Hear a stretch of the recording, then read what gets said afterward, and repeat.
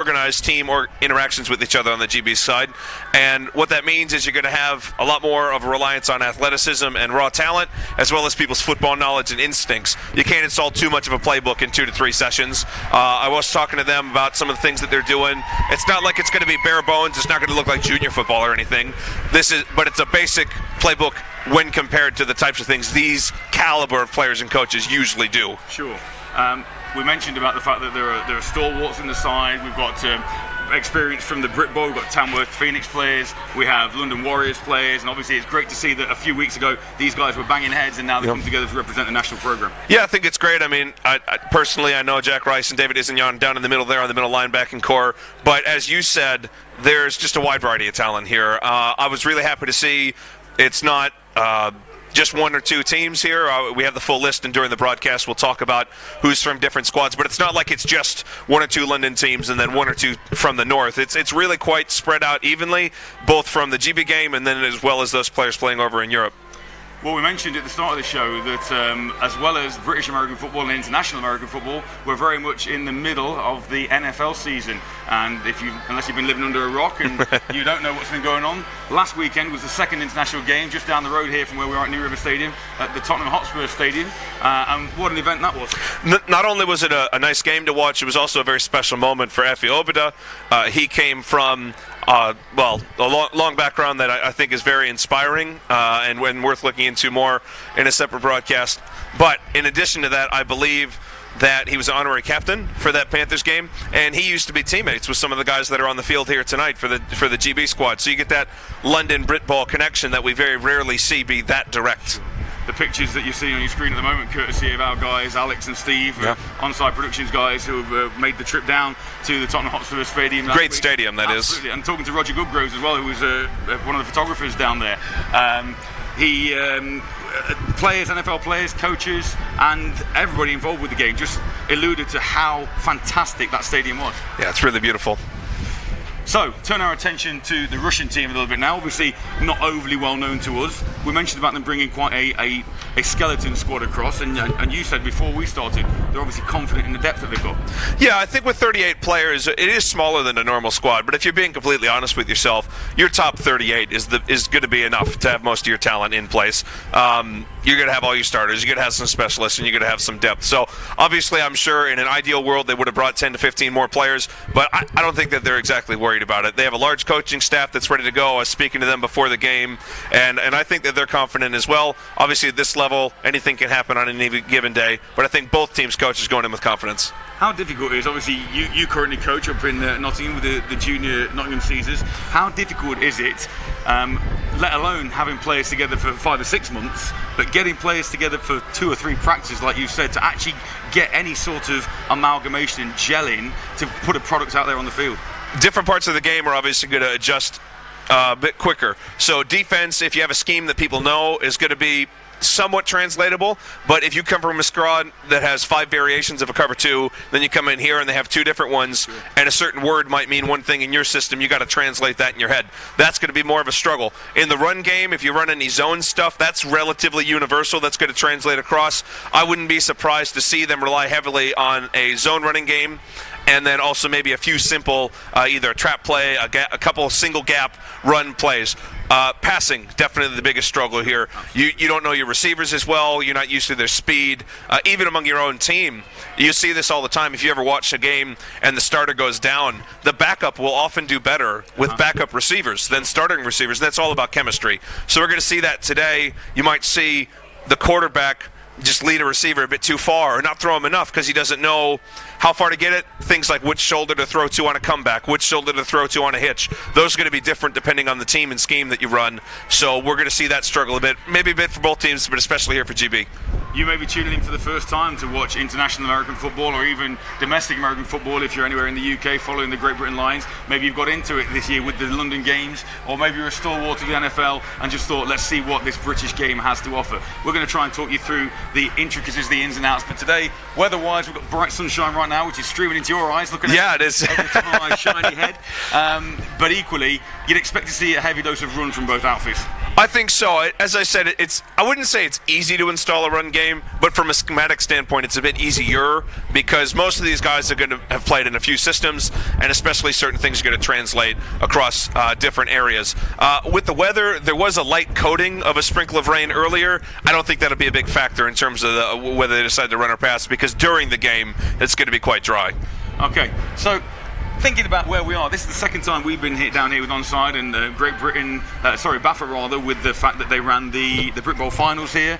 The crowd on that day was phenomenal. It was absolutely packed, not a spare seat in the house, and it seems like this particular venue might be the future of American football in this country for showpiece events such as this. Yeah, I think some of the backdoor stuff, obviously, all these negotiations are a bit complex because you're not just weighing convenience, you're weighing cost, you're weighing pros and cons of what area to have it in, whether you want to be in the South like here, you want to be up further north. I do think that Britball has a lot of teams concentrated in the South, especially in the London area, and then this is a great venue. And for those of you that don't know London that well, it's not chock-a-block. If you go a block this way, there's still grass. It's not like this is crammed in. There's parking, there's availability. I don't know of anyone that complained about commuting here in terms of once you actually got into the city. I think that's a big factor as well, because if this was like downtown London, right in the city center, I think that would be a bit more complicated. This is quite convenient, even though it's a London stadium. It's easier to get to and more like some of those smaller city stadiums. There will always be the argument from particularly the teams north of the border in Scotland and the Manchesters and the northwest, northeast teams about whether or not we should be centering all our game, if you like, around London. Having said that, as fantastic as it was in the past few years to have been Worcester at Six-Way Stadium, we've covered the Brit Bowl there, it's a beautiful stadium, but we just haven't yet got that following to fill and make an atmosphere like actually we had here for Brit Bowl a fortnight ago.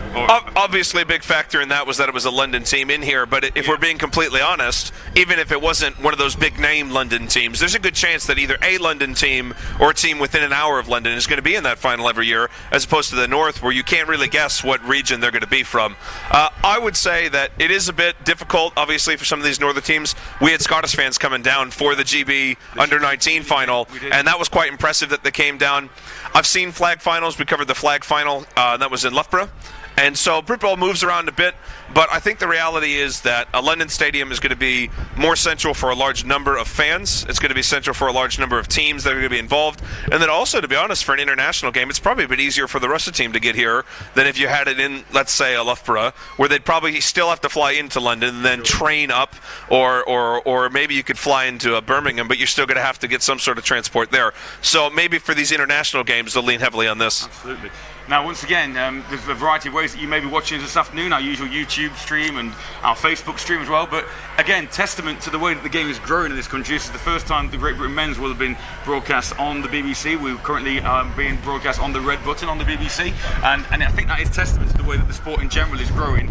And on the one hand, the NFL aren't overly concerned about how the British game is. But do you think the British game is benefiting off the back of the NFL success? Absolutely. I think if you go to any practice in any squad in the country, you can talk to someone and say, who do you support? And you got a 1 in 32 chance of guessing it right. I mean, obviously, maybe the Patriots get a few extra fans here and there because they're so good, but everywhere you go in England, somebody supports an NFL team, and because you're far away from any of them, you just kind of pick your favorite. Sure. So I think the NFL game helps. I think having these games in London helps. A lot of players that I'll say, who's your favorite team? Why'd you pick them? And they said, I went to one London game, I liked how they played, or they won, or whatever, and now I'm that fan. And so you'll find an Oakland Raiders fan in the middle of England, and I think that's great. And what do you say to people who are obviously you're American yourself? That's very true. You've been in this country for a while now, and I know you've been involved with coaching up in Nottingham for a good while, and some of the universities as well. Yep. What do you say to people who are just getting into this for the first time, who want to be involved, and not necessarily from a playing point of view? There are a lot of different opportunities. Myself, I've been involved in obviously commentating, filming, coaching, team assistant. Obviously, I played some, and all those are opportunities. Also reffing. I've known there's a pretty prominent head coach in the country that's going to be joining the reffing squad pretty soon here, and I think that there are a lot of opportunities. If you want to get involved in a team with any amount of experience, you absolutely can. And I would like to highlight that if you got the average age that most of these players and coaches started, it wouldn't be as low as you expect. A lot of these guys didn't pick it up till they were later, so it's really not too late. Even if you're not looking to play, it's never too late to join a squad. a lot of people that I talk to, a lot of my friends, still can't get over the stop-start nature of it. Still can't get over why they need the pads, why they need the helmet. My interpretation of this game has always been, as much as I'm a rugby fan and I watch soccer every now and again, American football, the ultimate team sport. I would say so, but of course I'm biased. I would say that from a team perspective, I'll quote what my dad usually says: it's amazing we ever complete a pass. Because so many people have to do something right in order for you to get any positive play, let alone an electric or big scoring play. I would also say for the people coming in from another sport, yes, American football is stop and start. But just like when I listened to a rugby broadcast on the radio, I was listening to the World Cup on the way down here. It's pretty foreign to me. I played a little rugby and stuff, but not to the level of people here. So for me, I can't get that image in my head, and I can't analyze it the same way. But with American football, I could. Well, it's the same way the other way around. Yeah, sure. If you come from a rugby background, you're going to see the flow of the game. You're going to see why those plays are important. Here in American football, you don't get a feel for the flow, and so you've watched it a little bit. That's okay. That's true for every sport. And you get over the stop and start a little bit as you can look at analysis and replays, and then also talk about and discuss the trends of the game. And I think that comes for any sport. If you put me out there and I had to cover the Olympics and it was badminton, I'm sure I wouldn't understand everything that was going on, like my brother-in-law, who's a really good badminton player. Absolutely. So, fantastic. It looks like over my shoulder we've got a last minute sort of guest interview, and it's a pretty good one. Wayne, would you like to join us? Come on in. How are you doing, gentlemen? Good afternoon. How are you? Nice to see you. I'm very well. Good to be here. Thanks a lot, Wayne. Good to see you. Thank you for joining us. Obviously, Wayne, you've been involved with the British programme and American football in general at university level, club level, junior, adult, all the way along. Recently coached the All-Star game, the University All-Star game. We'll touch on those sort of things in a minute. Let's turn our attention to the GB programme at the moment. What sort of state do you feel that the GB men's programme, we saw how well the women's programme is coming on at the IFAF tournament earlier in the year. Where are the GB men in terms of where they want to be at this particular moment? I think it's a development process for us at the present moment. Obviously, we're in a situation where there's a lot of young talent coming through the programme. They've probably been kind of some of the veterans for this programme have only been playing in the adult programme for about 2 years or so. There's also some new players that have been introduced to today's squad, so I think there's a great development opportunity there for them.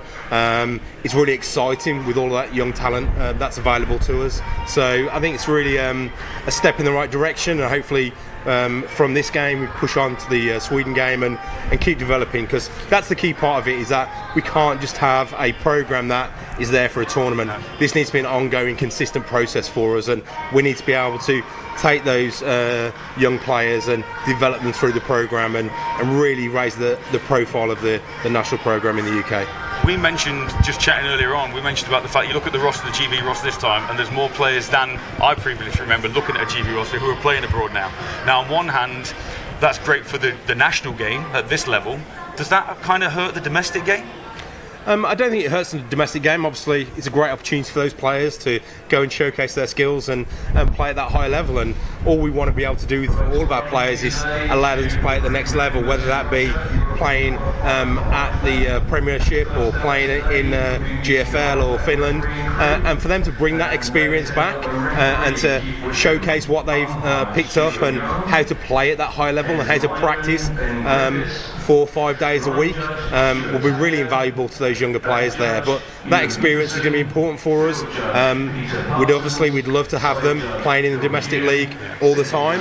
However, in reality, we can't stop anyone from going to have that experience of living abroad and playing professionally as they can for 7 days a week. So for them to have that, it's a great opportunity for them. For us, we need to take that opportunity and cascade that down to our players so they can share their experiences, and they really need to be the leaders of this programme. Brilliant. Well, I know we're just having the officials announced, so I'll thank you for your time at that last minute just joining us. That's Wayne Hill. Thank you. Ever so much. Enjoy the game. Thanks, Robin. Indeed, you yourself as well. Thank you very much, Thanks a Wayne. lot, gents. So, we can see we've just heard that the officials are being announced on the screen. We will get you a list of those as and when we can, but the sun is shining as we see the Russian representatives taking the field away to our left, bathed in sunshine, this New River Stadium, for what promises to be an intriguing matchup of two international outfits this afternoon, Sean. A nice change of pace, I would say, in terms of weather. For anyone watching over there from Russia, we have had rain probably 15 out of the last 18 days. So it's really good to have this this change of pace. See this Russian team jogging out here, announcing through the rosters here. We do have numbers and rosters that we'll get throughout the game, and I just want to get that first apology out there. I have spoken to the coaches from the other team, or the Russian other sideline rather, I'm not an expert on these names, and neither are you, Matt. No, we are going to do our best. I did speak with the Russia coach to get a little practice in before the game, so we'll do our best here. So, as we've mentioned, we struggle some of the time with some of the British players, let alone the Russians, but we will do our best, and apologies, like we said in advance, if we do get any of those wrong. What do you feel about this sort of thing? Obviously, the NFL trend from a while back, when I first started watching the NFL, starting offenses or defenses will be introduced like this. And I think it was the Patriots who decided, no, we're not individuals, we're a collective, we come out all together. And just recently I noticed at the London game last weekend, the Panthers offense was introduced individually. What's your take on that? I'll be completely honest and little blunt. I don't really care, because whatever the trend is fine with me. I don't think it's selfish to announce your star player. I've been the guy who was running through a tunnel. It feels really good. Yeah. I'm okay with either one. The big thing is what helps those players get amped up to coach the game. And as you can hear in the background, maybe possibly, that GB squad's got that music, that familiar background music, and they're going to do their intros here pretty soon.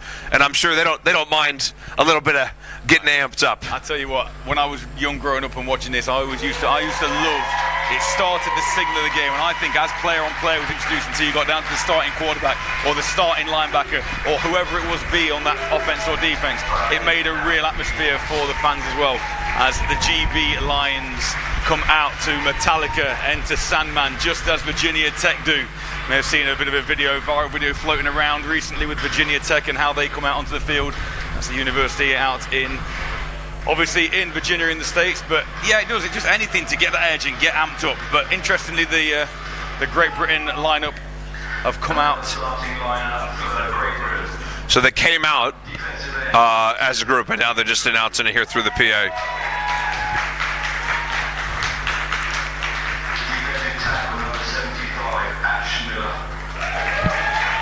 So as we see these players trot out, get a little handshake from their squad, a little bit of a different take here, lining up, getting ready for the anthems, I'd imagine, as well. Beautiful afternoon here in North London. You can feel the anticipation. Pretty decent crowd looking down there again, Sean. There's maybe 300-400 people currently. Yeah, it's always hard to estimate. I'm not the ticket teller at the door, but the big thing is that it's not an empty stadium. There's a few hundred people here, and that gives you up some that gets you some noise. I like this style. Kind of combines both. Yeah, the team come out and then the players. That's nice. I suppose the only issue with this is the players that are coming out only get to tag the last man rather than going down the tunnel and high-fiving everybody. But hey, it's... Look at the size of that coaching staff for Team GB. I think Russia's traveled probably 5 to 6 coaches based on the looks of it today. I see 4 on the edge there, and then 1 by about midfield. Again, that's also a logistics thing. I mean, you know, if England was, when we fly to Sweden, you know, you gotta put things, hotels, roster sizes, all sorts of things related to that. Well, head coach Michael Cullen leads a squad of Paul Cooper as offensive coordinator, Martin Hilton, defensive coordinator, Ross Templeton, Steve Shepard, Jeremy Simmons, Stephen Wilson, Andy Starling, Duncan Burford, Neil Edwards, Ryan Baker, Charlie Ovey, Luke Charlton, Faye Eastwood, Beverly Analua, and Jamie Sui.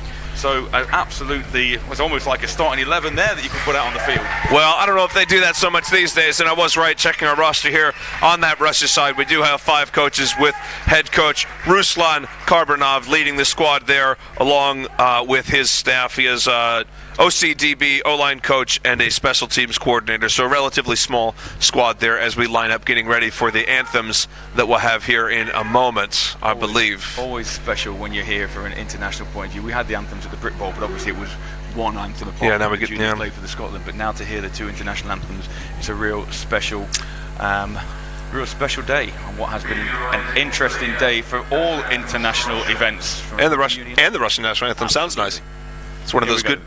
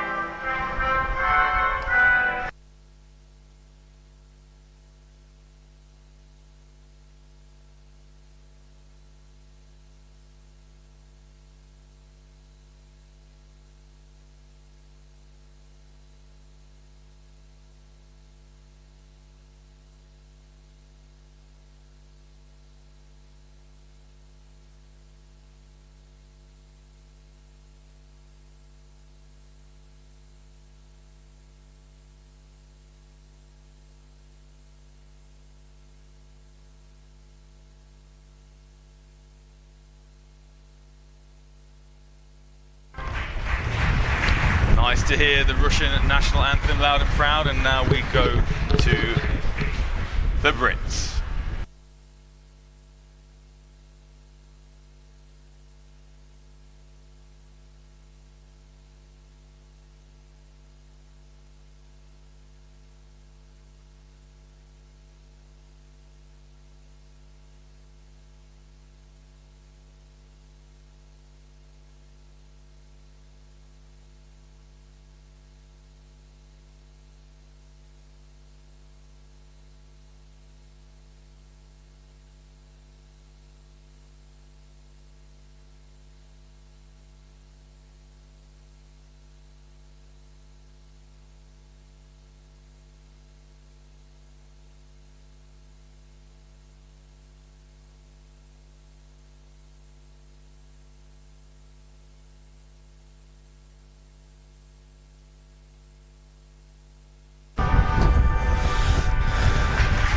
So, the scene is set. Great Britain versus Russia in this IFAF European qualifier, as the coin toss will be undertaken by our referee, Keith Wickham, this afternoon, joined by Davy Parsons, Stuart Young, Stuart Taberer, Ben Griffiths, Phil Hume, Pete Parsons and Ewan Patterson. Keith Wickham, a very experienced referee within these shores. And just to ask everyone here to get involved, you can get involved from home on Twitter using the hashtag GBRVRUS, as in the abbreviations for Great Britain and Russia. There, we'll be keeping an eye on those hashtags, so please join in and participate here. Tell us where you're watching from, tell us who you're supporting, and tell us how you think the game is going to go. Absolutely. Get in touch and we'll give you a shout out. Tell us who you're supporting, who you're following. Do you know anybody playing in the game? Is it your first time watching? Whatever it is, we'll try and give you a shout out as and when we can, as referee Wickham brings the players to centre field for this coin toss. Hopefully we can hear from referee Wickham during the coin toss. Team captains here shaking hands, being nice and friendly here. We'll see which way they call as we hear from the ref.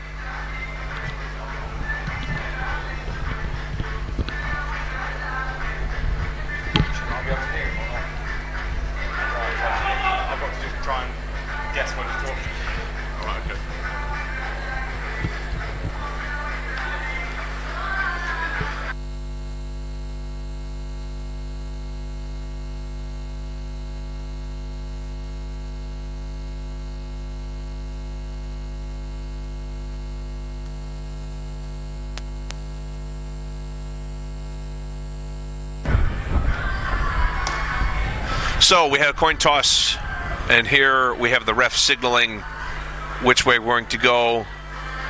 Great Britain will receive. I believe there was a deferral. I believe Russia won the toss and deferred the kick, so Great Britain has chose to receive. And we'll get a chance to look at that Great Britain offense here to start out the game.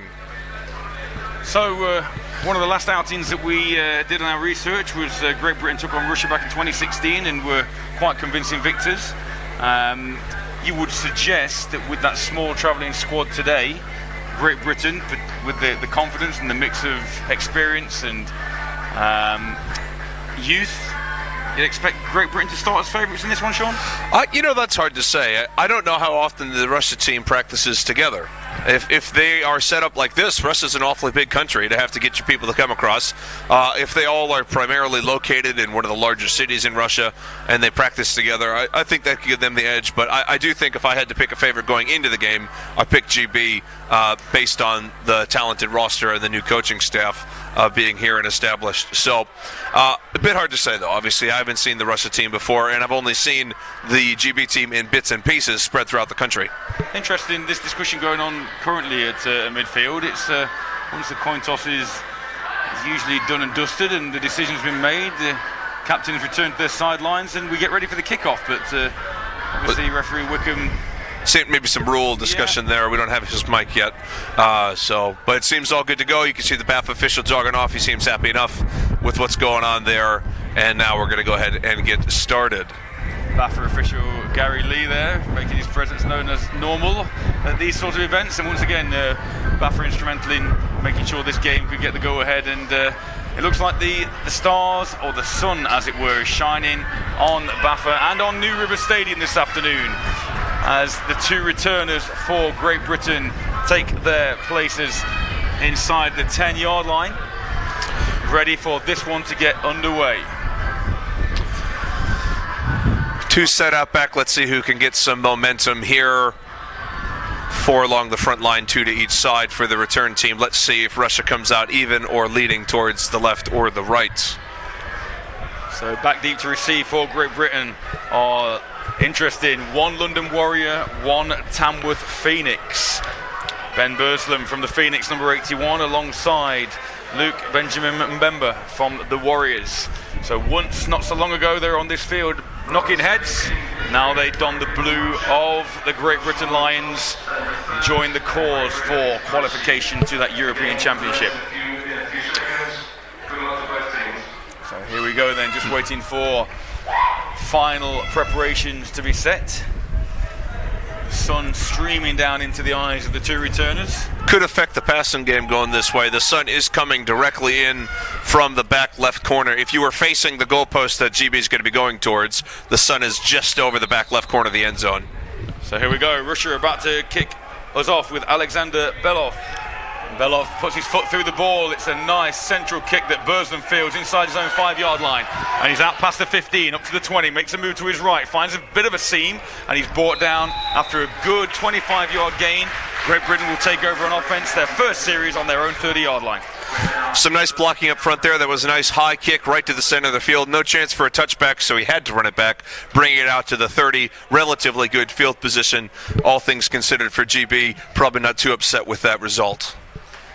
So here we go then, starting quarterback. We mentioned about Pat Daly being on the roster, but starting quarterback is James Slack, number 10. James Slack plays his ball for the Unicorns out in Europe. And he takes the ball and hands off on first down, and it's a zone run on first down to Thomas Campbell. He picks up maybe a yard and bring it up 2nd and 9. As we said in the pregame, I think that zone running game is a bit easier to install with only a couple practices. And if you have that athletic quarterback, you can come back to that read later on in the game. So 2nd and 9 from a very familiar formation on these shores. In fact, all over Europe and in the NFL, that spread formation. Two receivers either side for Slack as he drops back this time. And he looks out and flings the ball out into the flats. And the reception is made by Harry Routledge for the Merseyside Nighthawks. And like you said in pre-game, it's great to be able to be calling lots of different teams representing the Lions. Yeah, and that's a great whip route there by Routledge. He turned it to the inside to try to make something of a good defense there to swarm and keep that to a short gain, bring it up 3rd and 5 for the Lions. So 3rd and manageable indeed. This time, same formation for Slack. Two receivers out to the wide side of the field, and he flings it out to a little bubble screen. And he hits his man, but that's a good first tackle. And Jack Daly from the London Blitz stretches out, going close to a first down, and it's going to be very tight. I think they've just given it to him, and they are moving the chains there. That's a really good job. The defense had a numbers advantage. They had 3-on-2, so only one blocker in the ball carrier, and managed to fall forward and then sidestep with one extension and reach out there just to get that first down, keep this first drive alive. So on 3 plays, we've seen Blitz, we've seen Nighthawks, we've seen Phoenix, and once again, ball is handed off on another zone run to the left this time. Campbell jinks and dukes, and there's defensive front for Russia holds strong after a pickup of 2. One of these things that I think you might see get on a little bit better as we get into the 3rd and 4th quarter of this game is running behind offensive linemen that you're not used to. When you have, it's not just a rapport between quarterbacks and receivers. You have to know which way linemen tend to block, if they know the playbook the same way that you do. Are they going to jump set so you can cut inside them, that sort of thing. Thomas Campbell of the UWE Bullets, who gets the call once again and goes off right end, picks up good yardage, and should once again have enough for another Great Britain first down. Nice hole around the outside there, and managed to turn it upfield pretty quickly and push ahead for that first down there. So, positive start from the Lions. Up past midfield on this first series. 5 plays. In fact, 6 plays, 4 runs, 2 passes. Pretty even split so far. And you mentioned about the sun being in the faces. The sun has now gone behind the cloud, but they are having to contest with quite a strong breeze in the offense. Offensive faces as Slack once again, the low snap, he fields it well, gets eyes downfield, and the ball is stripped. Is that going to be classed as going forward? It is. Referee Wickham waves his hand to signal an incomplete pass, and Slack gets away with one there. Left tackle kind of missed the block there, pretty much whiffed on it. Let the defensive end get the edge and turn the corner. That's a bit of an empty hand situation. I guess the ref felt that he managed to get his arm moving just a bit forward before the ball went out, but I'll tell you what, if he was there just a split second earlier, that's a fumble there, and all the offensive linemen are going to be turned away from the ball. So a bit of a lucky break for GB. So 2nd and 10 for the Lions. Keep with that formation for Slack, and Slack this time flips it out on another little bubble screen to the other side this time, and that's out to Luke Benjamin Mbemba for the Warriors. Good defensive pursuit there by Team Russia. We haven't seen anything deep so far for GB, and now we might for the first time as it's coming up on 3rd and 8. So 3rd and 8, you'd expect the Lions to go to the air here, or will they stay conservative and pick up what they can and then pin the Russians back? Interesting call here from Coach Callan and Paul Cooper, offensive coordinator for the Lions this afternoon. 3rd and 8 then. Twins either side again for Slack. Slack surveys the field, he drops back to pass. He does have a pocket, he puts the ball up the top, the ball is spiraled, he's got a man out in front, and that ball is caught. Jack Daly inside the 15-yard line for another Lions first down. The defense there spread out. They had most of their guys covering the edges, left the middle of the field just a bit open for a linebacker. Surveys the field, he drops back to pass. He does have a pocket, he puts the ball up the top, the ball is spiraled, he's got a man out in front, and that ball is caught. Slack looks so composed stood there in the pocket. And even thrown into the wind, you've got to make sure that you've got a tight spiral on that football thrown into the wind, otherwise it can wobble around. And GB's going to have to see if they can close it out. If that ball was a bit thrown better, that's a touchdown. So let's see if they can still get those same points on the board. Here we go, Slack to the air again. He's looking over the middle, and that ball is tipped. Intended receiver was Harry Routledge, that time, number 84. And that's a great pass defense. I believe it was number 43 for the Russia squad that managed to get his hand on the ball. I think he was even facing the other way, so that's a very good job to get his hands up there. Ivan Avarin, a defender, we think, breaking that Slack pass up, looking for Routledge on that slant pattern. So here we go again. 2nd and 10. In fact, it's the 17-yard line, 16 yards from where the official's standing. 2nd and 10 from the 16. Ball handed off, nice little jump cut. And the back manages to get inside the 10-yard line down to about the 9. Nice move, just a little lateral step to get inside that left tackle, punch through the hole, push it up for a nice gain of about 6. So 3rd and short once again, you'd hope, and the British Lions coaches will be hoping they can convert once again on what has been a pretty impressive opening drive, to say they've only had a couple of practices together, Sean. Yeah, they've already gone almost the full length of the field here, about 60 yards in. Let's see if they'll close it out or if Russia can step up. So Campbell on the handoff again, he jinks his way through, and it looks like he's gone inside the 5-yard line to the 3. That'll be 1st and goal, Lions. That's what you love to see if you're the offensive coordinator. Running back squat down just a bit, drove behind a pushing offensive line, gained a first down after contact. So they continue to roll. 4 chances now to get that ball just 4 yards to open their scoring account this afternoon. And if I'm GB, I want 7 points on the board here. I don't want a field goal on the end of this opening drive. Very impressed with Slack on this opening drive, and he hands off to Campbell once again, and Campbell gets positive yardage, only if it's a yard or so, until the pile collapses on top of him. And it'll be 2nd and goal from about the 2. The ref looks like they're being a bit more forgiving on the spot. I think they give him a bit of a push forward down to the 1, at least based on the official here on the sideline. Seems to be a bit of an injury on the Team Russia squad, so they're jogging in a substitute as one player is still on the ground. He's facing away from us, so I cannot see his number at the moment. So, summarise why I've got this break, a bit of a summary of this first offensive series. You've got to be impressed with the Lions. They've no penalties. That's a real critical indication of how well these guys are interacting together as well. No penalties, not had one play yet for a loss, a couple of incompletions, but other than that, you've got to be thinking that Coach Callan and his offensive coordinator are going to be really happy with this start. I think he'll be very happy with this. The first thing you want in a game like this, particularly when you only have a few practices, no silly mistakes, no big negative plays.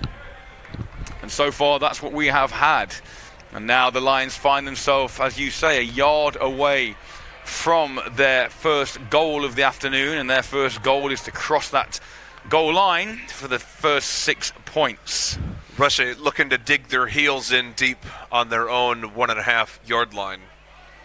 We saw a number of goal line stands last weekend in the NFL. Let's see if Russia can mount their own.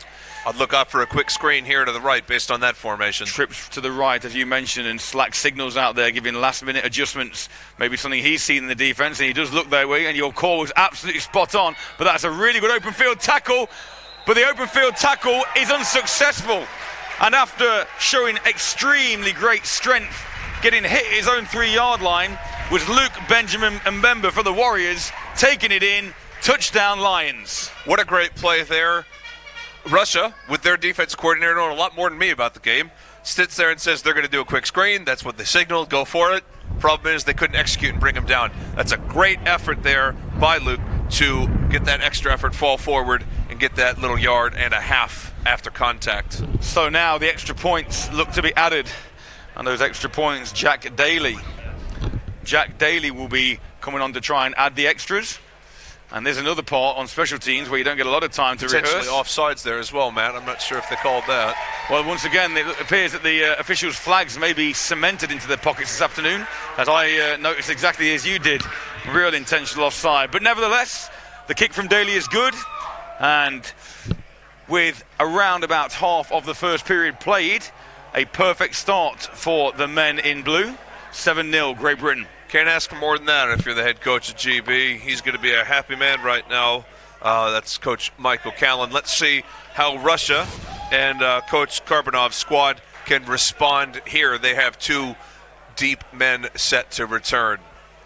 So 7:45 remaining in period number 1 in this European IFAF qualifier, the first of 3 games in this qualifying tournament between Great Britain, Russia and Sweden, who will be looking on to see what they need to do to prepare. Great Britain face Sweden in Sweden on Sunday the 3rd of November for their second part of this qualifying tournament.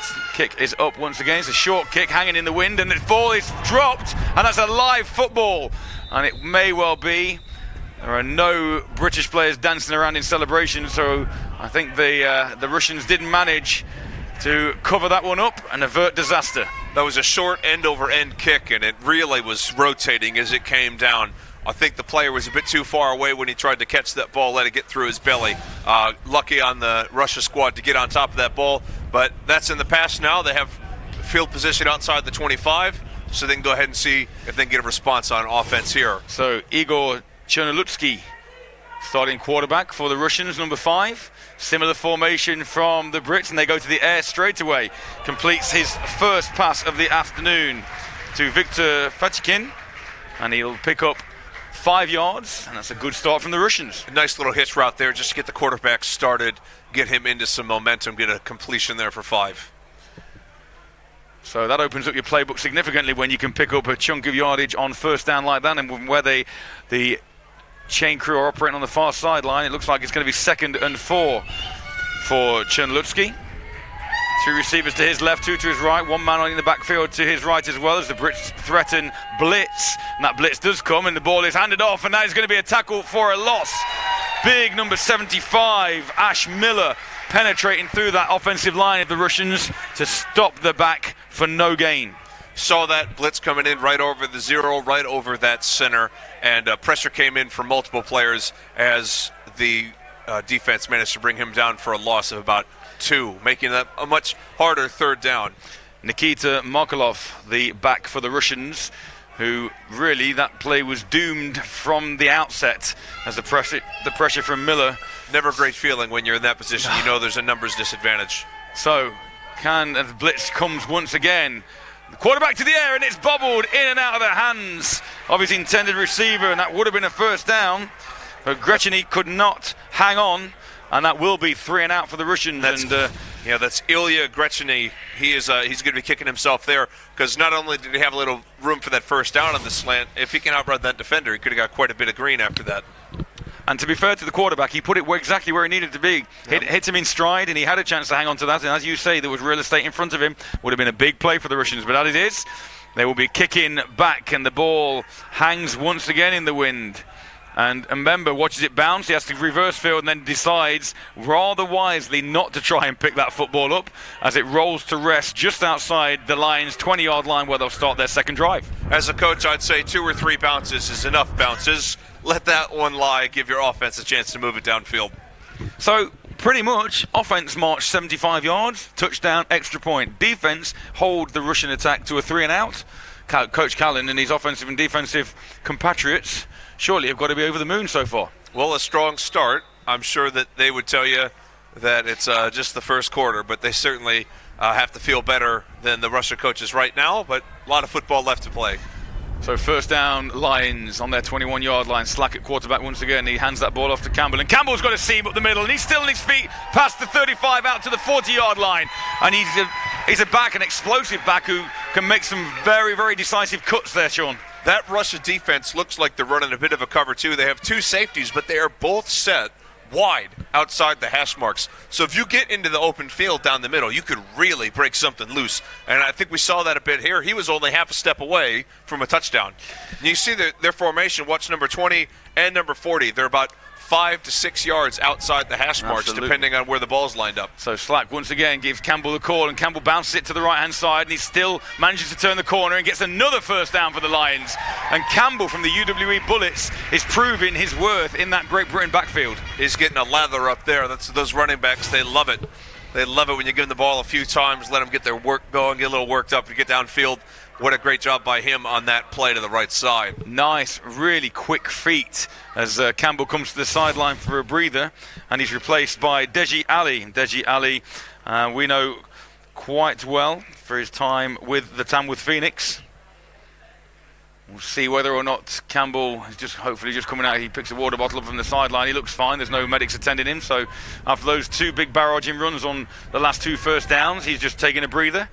And Ali, after a low snap, he manages to pick the ball up off the floor, and Ali finds a seam once again as well, and he barrels his way inside the 40 to the 38 for what looks to be another Lions first down. Just like the coach drew it up there, Matt. You low snap it off the ground, the running back picks it up off the ground, goes through the same hole that it would have gone through if you handed it off for a gain of 10.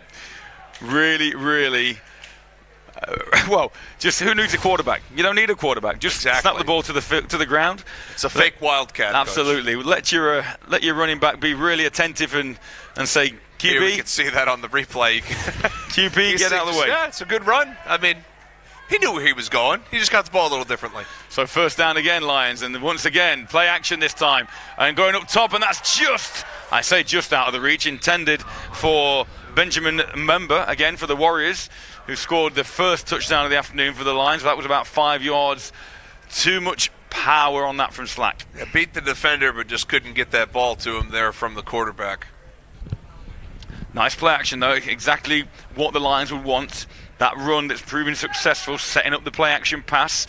Like you said, those safeties, not only are they playing very wide of the hash marks, but they're only around about 12 yards away from the line of scrimmage. So asking, fantastic. What a nice sound of a crack. Great play. Try and get a number for you there. I think that's number 28.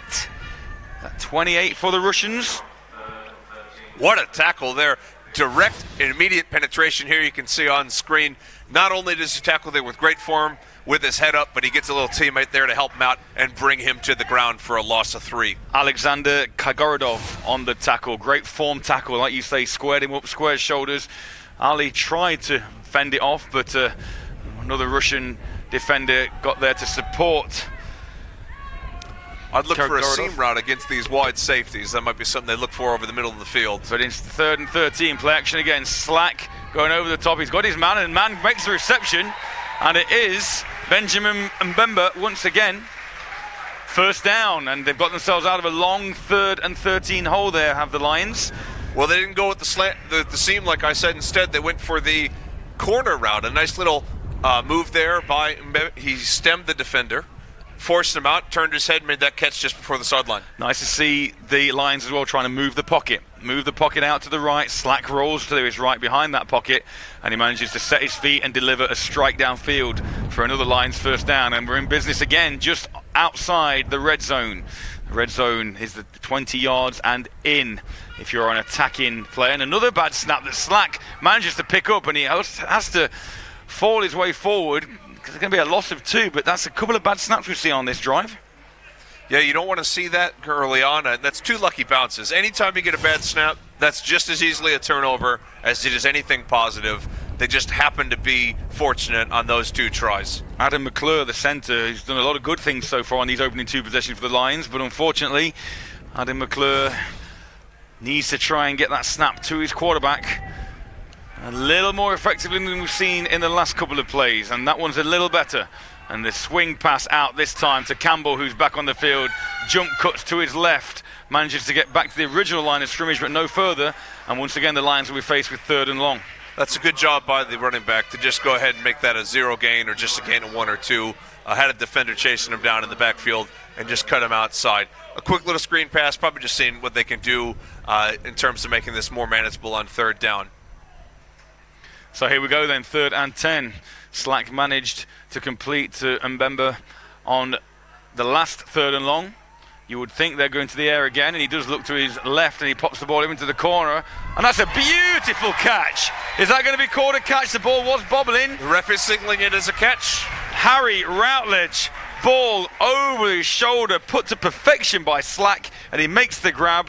And that is going to be 1st and goal, Lions. Beautiful. Have yourself a day, James Slack. What a perfectly dropped in the bucket pass right there. And the receiver did a great job getting both feet in bounds. He bobbled it just a hair, but managed to get, we only need 1, but I think he got both. I think in the business that's called dropping a dime. Yeah, there you go.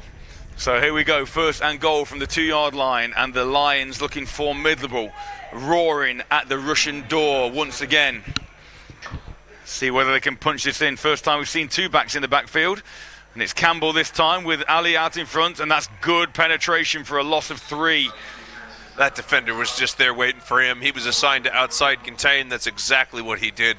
Went upfield about 4 to 5 yards, turned his hips, and was ready to take a hit and deliver one himself. Linebacker Alex Kaigorodov called his name for the 2nd time on this drive.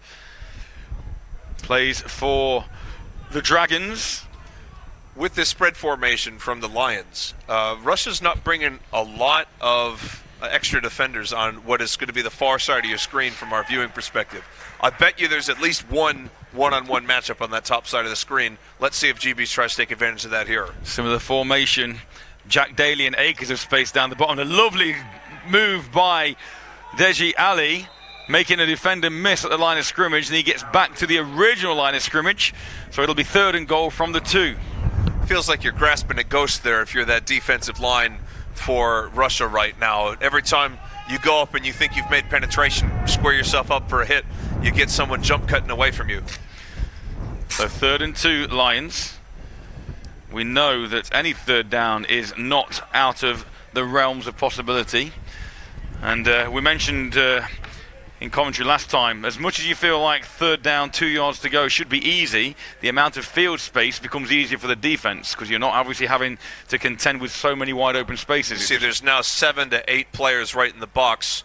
Campbell go ahead again. And run up the middle. Campbell again, and he reverses field after he eludes a missed tackle on the 3, and he does fall backwards into the end zone for the Lions' 2nd touchdown and his 1st score of the afternoon. It's hard to say if it's just running backs just doing really well with these cuts, or if Russ is just grasping at straws when they get there in the backfield, because they cannot bring these players down unless they have them totally squared up. You watch this replay here, just get a little bit of a cut, making that defender miss, and then driving it in for that 6 points on the board. Kaigorodov guilty of missing that tackle there that time on Deji Ali, and we know he is an effective defender from a couple of plays during this series, but nevertheless 13-0 currently, and that's going to be the first flag of the afternoon. So the officials do appear to have their hankies on them this afternoon. The only thing I'd say is the holder did an awful lot of hand movement on that play. I'm not sure if they're going to say it was on the holder or the defense. So here we go. He is talking to the holder. Let's have a listen to referee Wickham.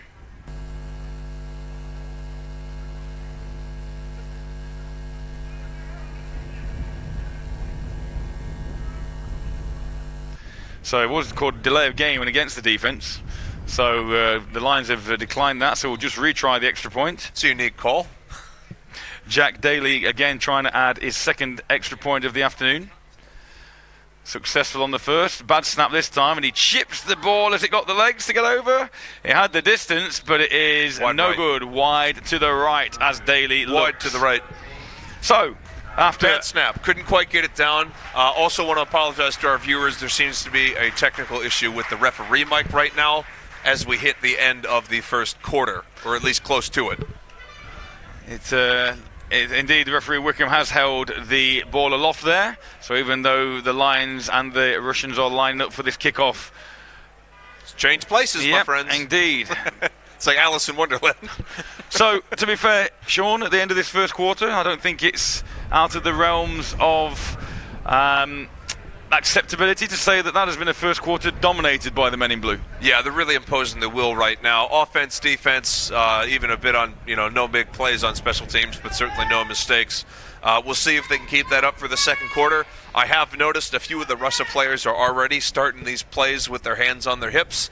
A great indication of fatigue. Generally, you want your hands above your head or just not having to breathe heavily in general. So we're seeing that. I don't know if depth's an issue or if it's just a few specific players struggling with that. We'll see if that's team-wide problem or just one or two guys. Well, as we've said, we mentioned that small squad that they brought over for whatever reason it is, it's going to have an impact as the game goes on. You wouldn't necessarily have expected it to after the first quarter, but 13-0 down when you've only run 3 offensive plays, and as that kick is a fantastically deep kick. Now the Lions have the wind. It'll be first down for Russia on their own 20-yard line. Yes, as you wouldn't have expected your team to be necessarily gasping for breath after one quarter of play, but that defense has been on the field a long time, Sean. It's true, and these long drives, they really get you. I mean, that first drive took almost 6 minutes off the clock and ended in a score, and then all these drives have been, generally speaking, plays of 2 to 8 yards. We've seen a couple big plays here and there on third downs, and then obviously one to bring it down inside the 5, but generally more of a meticulous drive bringing it down. Want to invite everyone again to participate with the hashtag, and that's hashtag GBRVSRUS. So that's Great Britain versus Russia. So here we go then, Russia on first down again, and Chernlutsky rolls to his right-hand side. He fires the ball out to the sideline, intended for Belov, and that falls incomplete after good coverage by the cornerback. Was that number 30, Will Hobbs? I think that is number 30. Personal friend of Matt's, Will Hobbs. Well, we won't go into that. But no, Will Hobbs and I, in my junior coaching days, Will Hobbs started off his American football career as a young lad playing for the Nottingham Caesars Juniors. He's played out in Switzerland. He currently plays out in Germany. And he's coaching at the University of Nottingham this year. Coaching indeed with the boys out there in gold and green. Little screen pass. A nice little swat down there. Screen what a nice play. That's John Ridge. Sorry, go ahead, Matt. That's a great swat down there. Eyes up. See that quarterback? If you don't meet the man in front of you, meet the ball. Great play. And not only now do the Russians have to contend with the defense of the Brits, but they now are having to contend with that low setting sun and the breeze that they will find in their faces. Those long shadows. If you ever watch, a lot of times fields are designed to actually avoid this situation with it. But it's difficult here with such an open field for football. So it's not like baseball where you're facing one direction. Chernlutsky finds himself under pressure, and he eludes the first tackler, but he can't elude Alex Haldane from the Dresden Monarchs, who records the first sack of the afternoon for the Lions, and another 3 and out. It's a great job by the defense there. Quarterback really only had time to set his feet and then say, how do I make sure I don't fumble this thing? So that's a great job by the defense there, and particularly Haldane, to get inside on that ball and wrap him up. Going to see a punt just from outside the goal line here. And 2 men back deep to return are Mbemba, who we've mentioned numerous times, but also the dangerous Elliot Walters from the Tamworth Phoenix if that ball doesn't go too far. And in fact, it may well be Walters that signals a fair catch, and he does. And he fields that ball inside Russian territory, and the Lions will take over at the Russia 47-yard line, where they will look to add to the misery from so far today. That's a heads-up play by Walters. They had an up back which you don't always see on a punt return. And I think either between scouting reports or the early punts in the game, they felt we need somebody a little closer to the line of scrimmage on these so they don't lose 10, 15 yards on a bounce. It'll be interesting to see whether or not, seeing what Slack can do with his arm, and now he has the wind at his back as well, whether they elect to use that wind. And as you've mentioned, those safeties playing so wide, a seam down the middle on a post or a slant from the slot receivers is very much open. But let's see what happens then. Slack on first down, he drops back, play action, he does go down the seam and he has a man, and that wind just takes it out of the reach of Luke Benjamin Mbemba. And otherwise, that would have been 6 more. But you can see who Slack's favourite receiver is already this afternoon. Yeah, easy to tell that so far here, and why not? I mean, he's open, seems about 3 out of every 4 plays. He's open by about 5 yards. So, of course, you're going to look that way. That's a perfect example of what we were talking about with 2 or 3 practices. Seam routes have kind of different, I don't know what you call widths almost. Some are right on the hashes, some run it a bit wider. This time the ball is given to Campbell, and Campbell cuts once, cuts again, and makes a beautiful looking run past the 40-yard line to about the 37, which would be another Lions first down. And this roaring machine just keeps on rolling. And some great downfield blocking there by the receiving core. If you want to turn a short run into a medium run, or a medium run into a long run, you look at the receivers. That's the number one way to make that happen. Absolutely. And why not go for it on first down on a deep pass route when you know that your running game can get you big yards on second and third down? And once again, the ball is given to Campbell. And Campbell's got acres up the centre. And he drives off his right foot, but there is a flag. And there is a flag in the backfield, and that is in the vicinity of holding or of an illegal block. Let's listen to referee Wickham. Holding, offense, number 67, 10 yards, first down.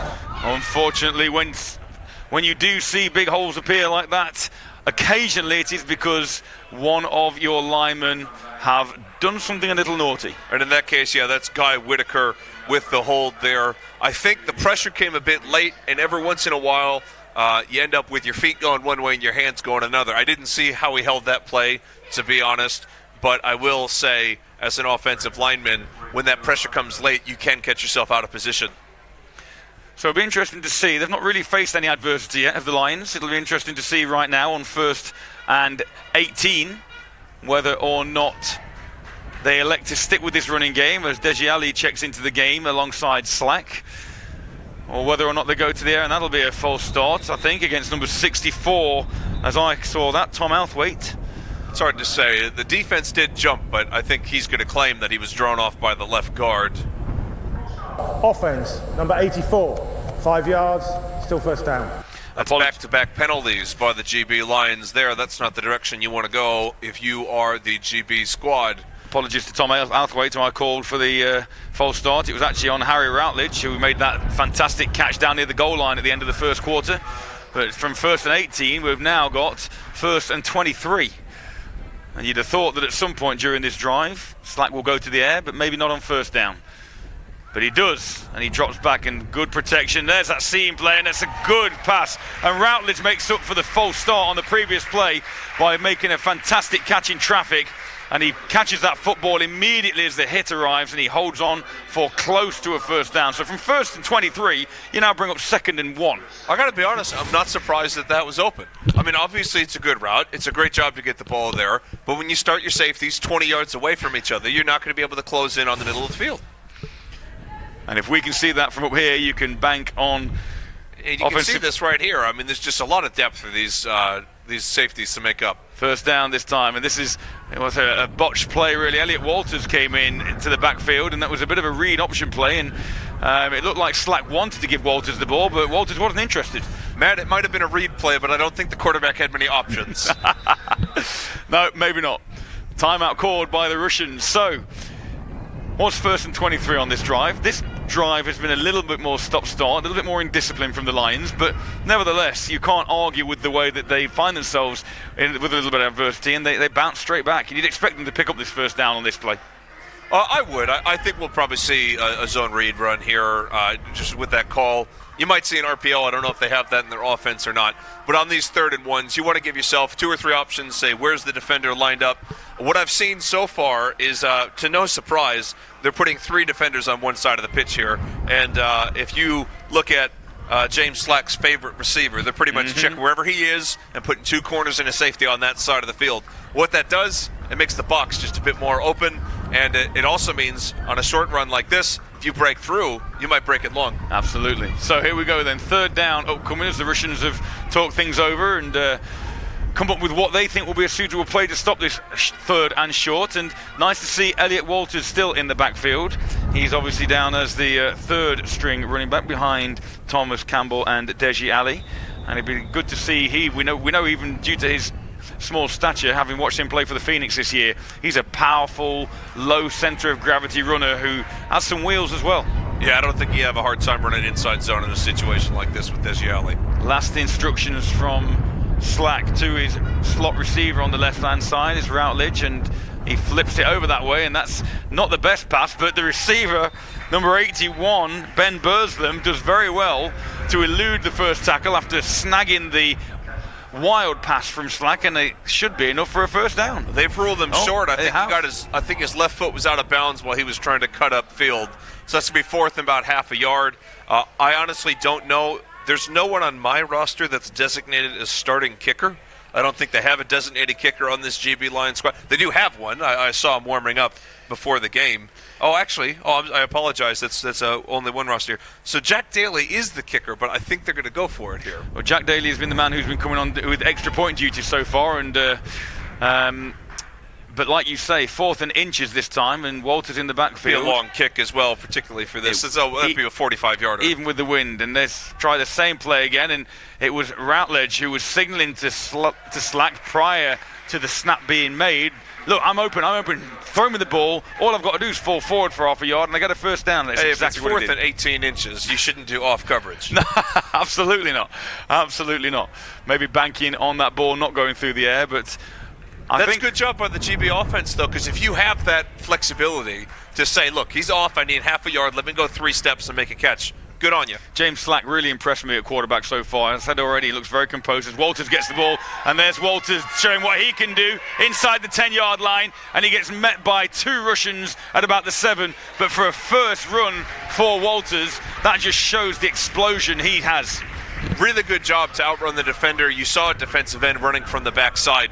But you have players going upfield to make those blocks. They get enough downfield to push it here, and then he extends that down for the big run inside the 10-yard line.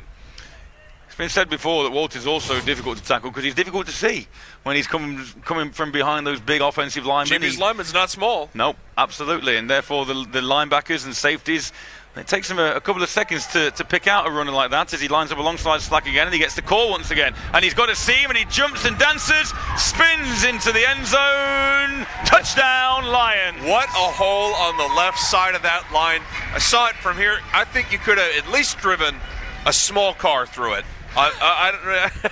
Certainly some that can drive here on the local London roads could have driven through that hole, and a great job with a burst of speed and then finish off that run for the touchdown and get some contact. Well, I believe the last outing between these 2 teams from 2016 was a 30-3 scoreline in favour of the team from Great Britain, and so far it's not looking like it's going to be anything dissimilar to that this afternoon, Sean. Certainly not. It certainly doesn't look to be that different. What I would say is, as we spoke with Wayne in the pregame, this is about development. It's about building it up. A lot of these players are quite young. You want to start getting them reps and get them ready for that Sweden game as well. So, extra point is up and good from Daly. And that brings our score to Russia 0 and the Great Britain Lions 20 here in New River Stadium, North London, on this sunny, it's autumn evening here. You just feel it in your knuckles a little bit. It's just a bit cool today, but not so cold that you can't enjoy it. Great football weather. This is exactly what you want to see. Let's see what we've got on the on Twitter. Pauline Walker, thrilled to see my nephew T. Campbell getting a touchdown in the first quarter. Well, your nephew Thomas Campbell has been an absolute gem so far. Jack Watson, Great Britain looking good today, ready for season to start now. Can the Lancashire Wolverines get a shout out for their rookie taster session tomorrow at Preston Grasshopper? Yes, you can. You've just had one. If you're in the Lancashire area and interested in getting involved, then get down to the Preston Grasshopper or look online. Are we giving shout outs now? Hey, I mean, my team's got a taster session tomorrow in Nottingham. We'll do that all afternoon to try and get people involved in this country as the ball. Oh, and there's a muff. It is tipped, but it's then fielded again at his 5-yard line. And the Lions swarm around number 80, Victor Fachikin. And it's a tough ball for him to try and take over his head with the sun in his eyes. He might have been better leaving that to bounce into the end zone. William Kojo Davis did a really outstanding job there, keeping outside contained. One of the number one flaws you see on special teams is people flaring downfield and then cutting too sharply inside. Got his head up, made a nice tackle, took advantage of the bad snap, and the returner, I think, probably losing it in the sun. Again, we have a better angle than you. We can see the sun to our left. It is pretty much exactly where he would have been looking for that ball. Absolutely.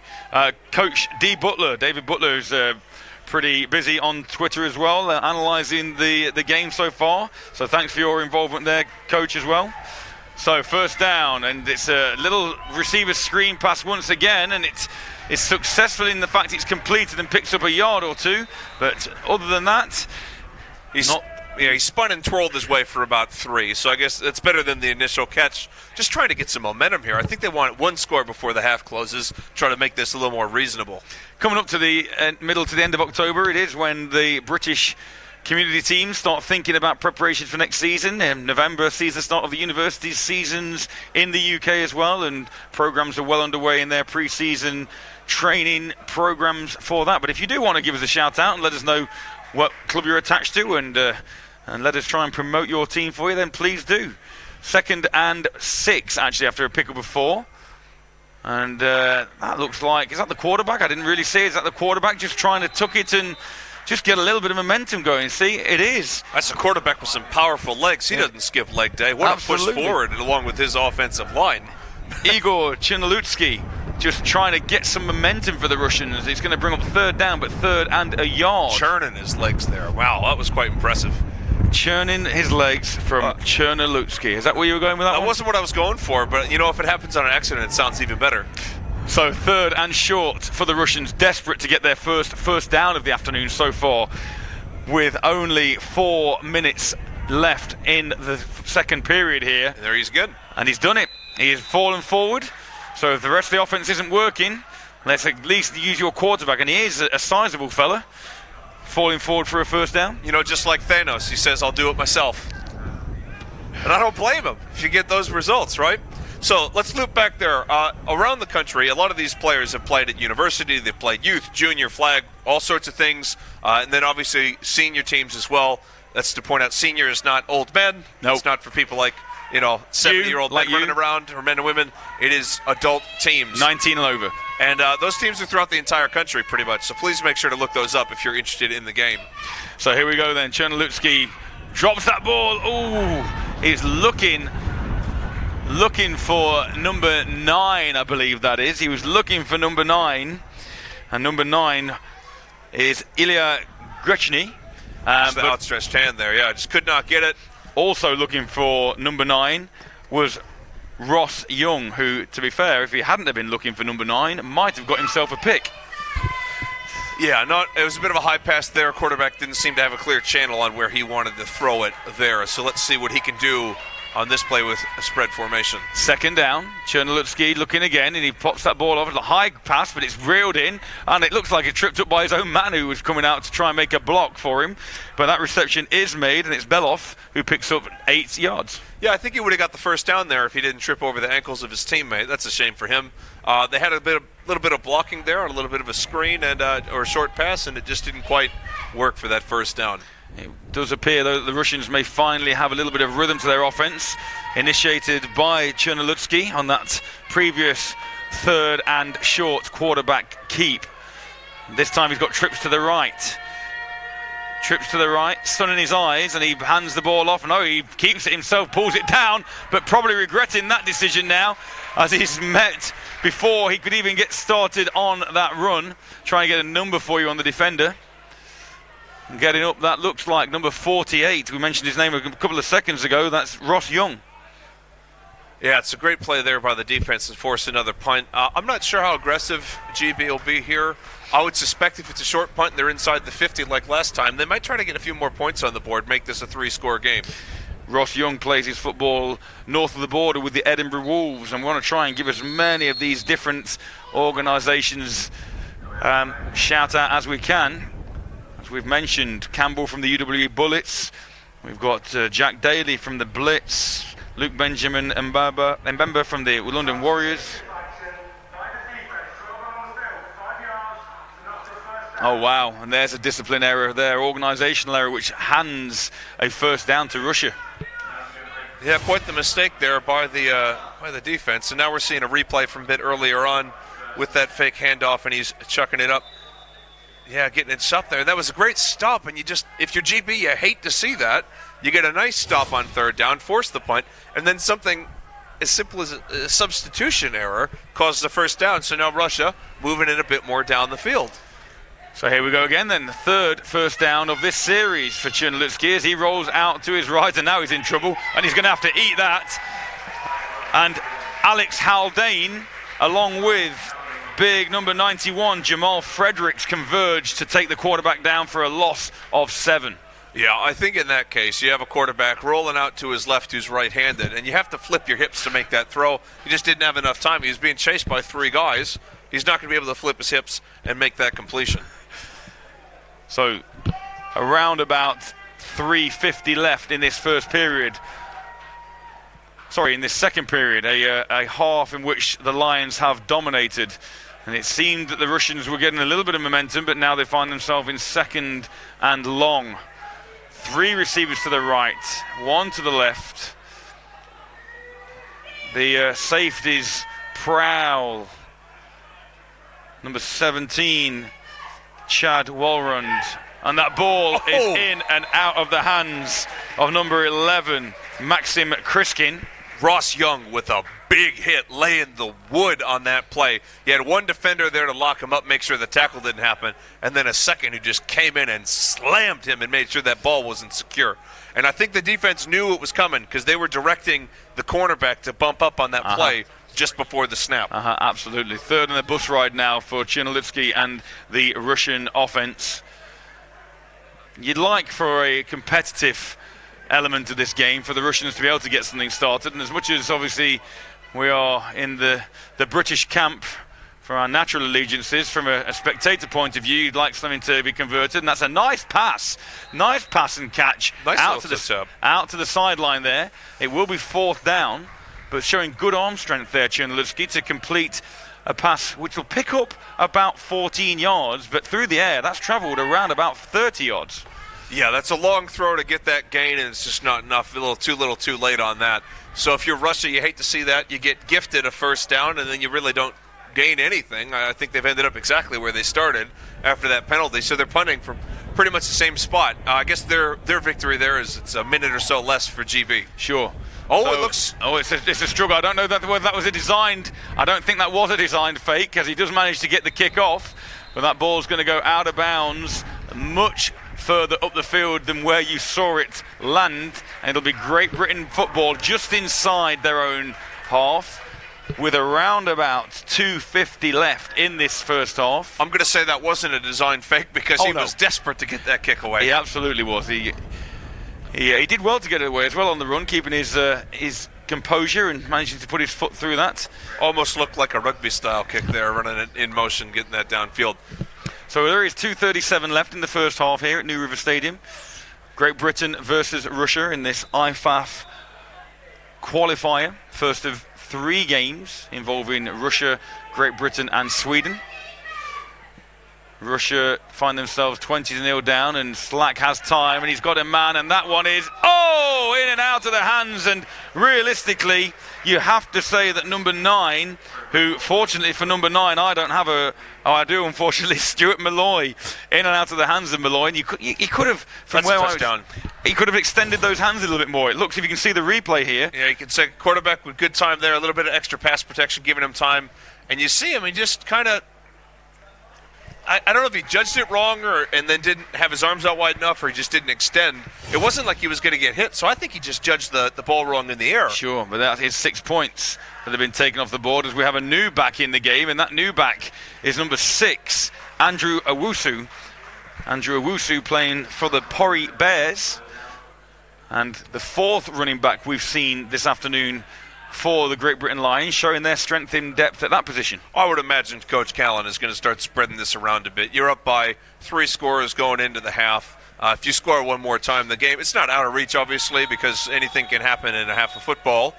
But once you start getting to 28 points, then I think it's time to start bringing in some more guys, give them some time.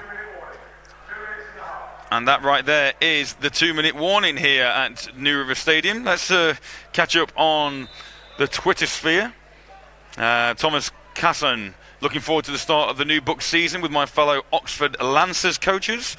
We mentioned about the fact that was all underway, and we'll come back to that soon as Slack once again gets this next play out. And Owusu, big lolloping strides, and he breaks out of 3 tackles all the way down to the 10-yard line, looking like he's running at half pace, Sean. Talk about high knees, high power coming out of him, just grinding through that defense.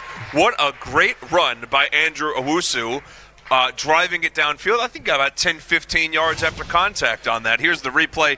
See just a simple cut around the edge there, turns it upfield, and he gets hit by 1 defender, 2 defenders, and then drags him a bit, falling forward. What a great one. Slack this time. Nowhere to go there. Oh, and a vicious hit to the back of the helmet there for Slack, and he bounces back up. And again, an interesting play call there, whether that was the designed read play again. But again, if it was designed, then Slack didn't read that D-end overly well at all. No, I'm not sure if that was the call for a read or not. We see this on the replay here. I think it's a low snap, so that defender kind of he was a good read in the middle. I probably would have given it. But again, with that low snap, you can't have your eyes up to make that read. Credit to Sergei Kuzmin, who made the tackle on that one, as Slack goes back to the air. And that's intercepted, is it? Can't see from our position. Let's have a signal. That is... Yes. Picked off on the tip drill. That's a great job by the Russian defense there. That ball gets up in the air, and they had their eyes on the lookout for that, and the little ball hawk managed to dive and bring that ball inside. Here's the replay. Here we can see him looking out to his left. He threw the ball.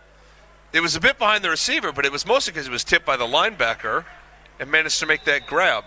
I'm trying to get a number for you there for the intercepting player. I think I saw number 41. Great job by the linebacker there to force that ball up into the air with his backhand, really reaching back to make that play, give his offense another shot with the ball with under a minute here. So 54 seconds on the clock, as you allude to, Sean. 90 yards to go for the Russians as Chernolytsky play action, rolls to his right, fires the ball across his body, and he hits his receiver. There is a flag on the play, though, and they're signaling, at least their initial signal, is that it's going to be on Russia. That's a shame, because Alexander Chaikin. There are 3 flags thrown. I wonder if they're all for the same thing. Let's see what the ref has to say. Ineligible receiver downfield. Full man downfield, 71 on the offense. 5 yards, still first down. And that is a shame, because I say Chaikin makes a nice catch on the sideline. I understand the temptation as an offensive lineman. I want to catch balls as well, but you got to stay in your lane in terms of where the rules allow you to go. Remember your role. So here we go then. After what looked like a pretty decent pickup for Russia, they find themselves on their own 5-yard line now, 1st and 15. And the Lions, you can see there's no Lion player more than 7 yards away from the line of scrimmage. They'll receive a bubble screen out to the left-hand side. That's a really great draw by number 25, Ashley Hopkinson, coming out of the Edinburgh Wolves. The first defender was blocked out, and that could have gone for a bit of a gain. Managed to keep on the outside, contain and force him out of bounds. That's a great job by the defender there. Maxim Kriskin once again with the reception. A pickup of 6 on the play, which will bring up 2nd and 8, and that's going to be a timeout by the Russians. We mentioned, we've been talking about Twitter, and as we mentioned about people's pre-season preparations. Yeah, so I think we've had quite a few teams reach out. I know the Doncaster Mustangs have said that they want to shout out. I coached the Nottingham Caesars, so I will selfishly say the Caesars Juniors have a taster session tomorrow in Nottingham, and then you have some as well that are reaching out. Lee Simo from the Shropshire Revolution, watching two fellow players in Alistair Jarvis and Guy Whitaker, and he's may as well mention our taster days start on the 3rd of November. Well, there you go. Find us on Facebook for more info. That's the Shropshire Revolution. So the university season's starting up here. Scrimmages start up. Scrimmages in the next couple weeks. Games start probably 2 or 3 weeks after that, depending on what division you're in. And then the senior season, seniors, juniors, and youth generally start at the end of the year, beginning of next year, and they have there. So if you're into football, plenty of options for you here. And you can see these teammates chiming in. You're joining part of a family at a lot of these teams and clubs. And you never know. Absolutely. If you start today, you could end up here at GB in a few years. And for the women's as well, Tamara Croucher rooting for number 64, Richard Card. Would love a shout out for the Wembley Stallions women's team, who are looking for any women in London who are keen to play. As Russia go up top, and there were two receivers there. There was Criskin, and there was also number 80, who both kind of looked at each other and sort of. I don't know their playbook that well, but you shouldn't have two receivers that close to each other. Really. All you're doing is bringing two defenders in the same area, creating confusion on who's supposed to get the ball, and then if you do make the catch, you're probably going to get hit because there's two guys there. And actually, they both looked at each other as if to say, "Do you want it? Shall I take it?" And it's not baseball. You can't call out. I guess you got to call it out, but you shouldn't have to. So, 3rd and 8 for Russia, with only a few seconds, 33 ticks on the clock left in this first half of play from London. And the ball is intercepted. No, in and out of the hands of number 55. And somebody in front of us, the crowd goes wild. Number 55 for the Lions, just trying to get you a name, Ben Davis. Oh, he's kind of hitting himself because, you want to make that big catch. You want to make that big interception there, give your offense another chance to score.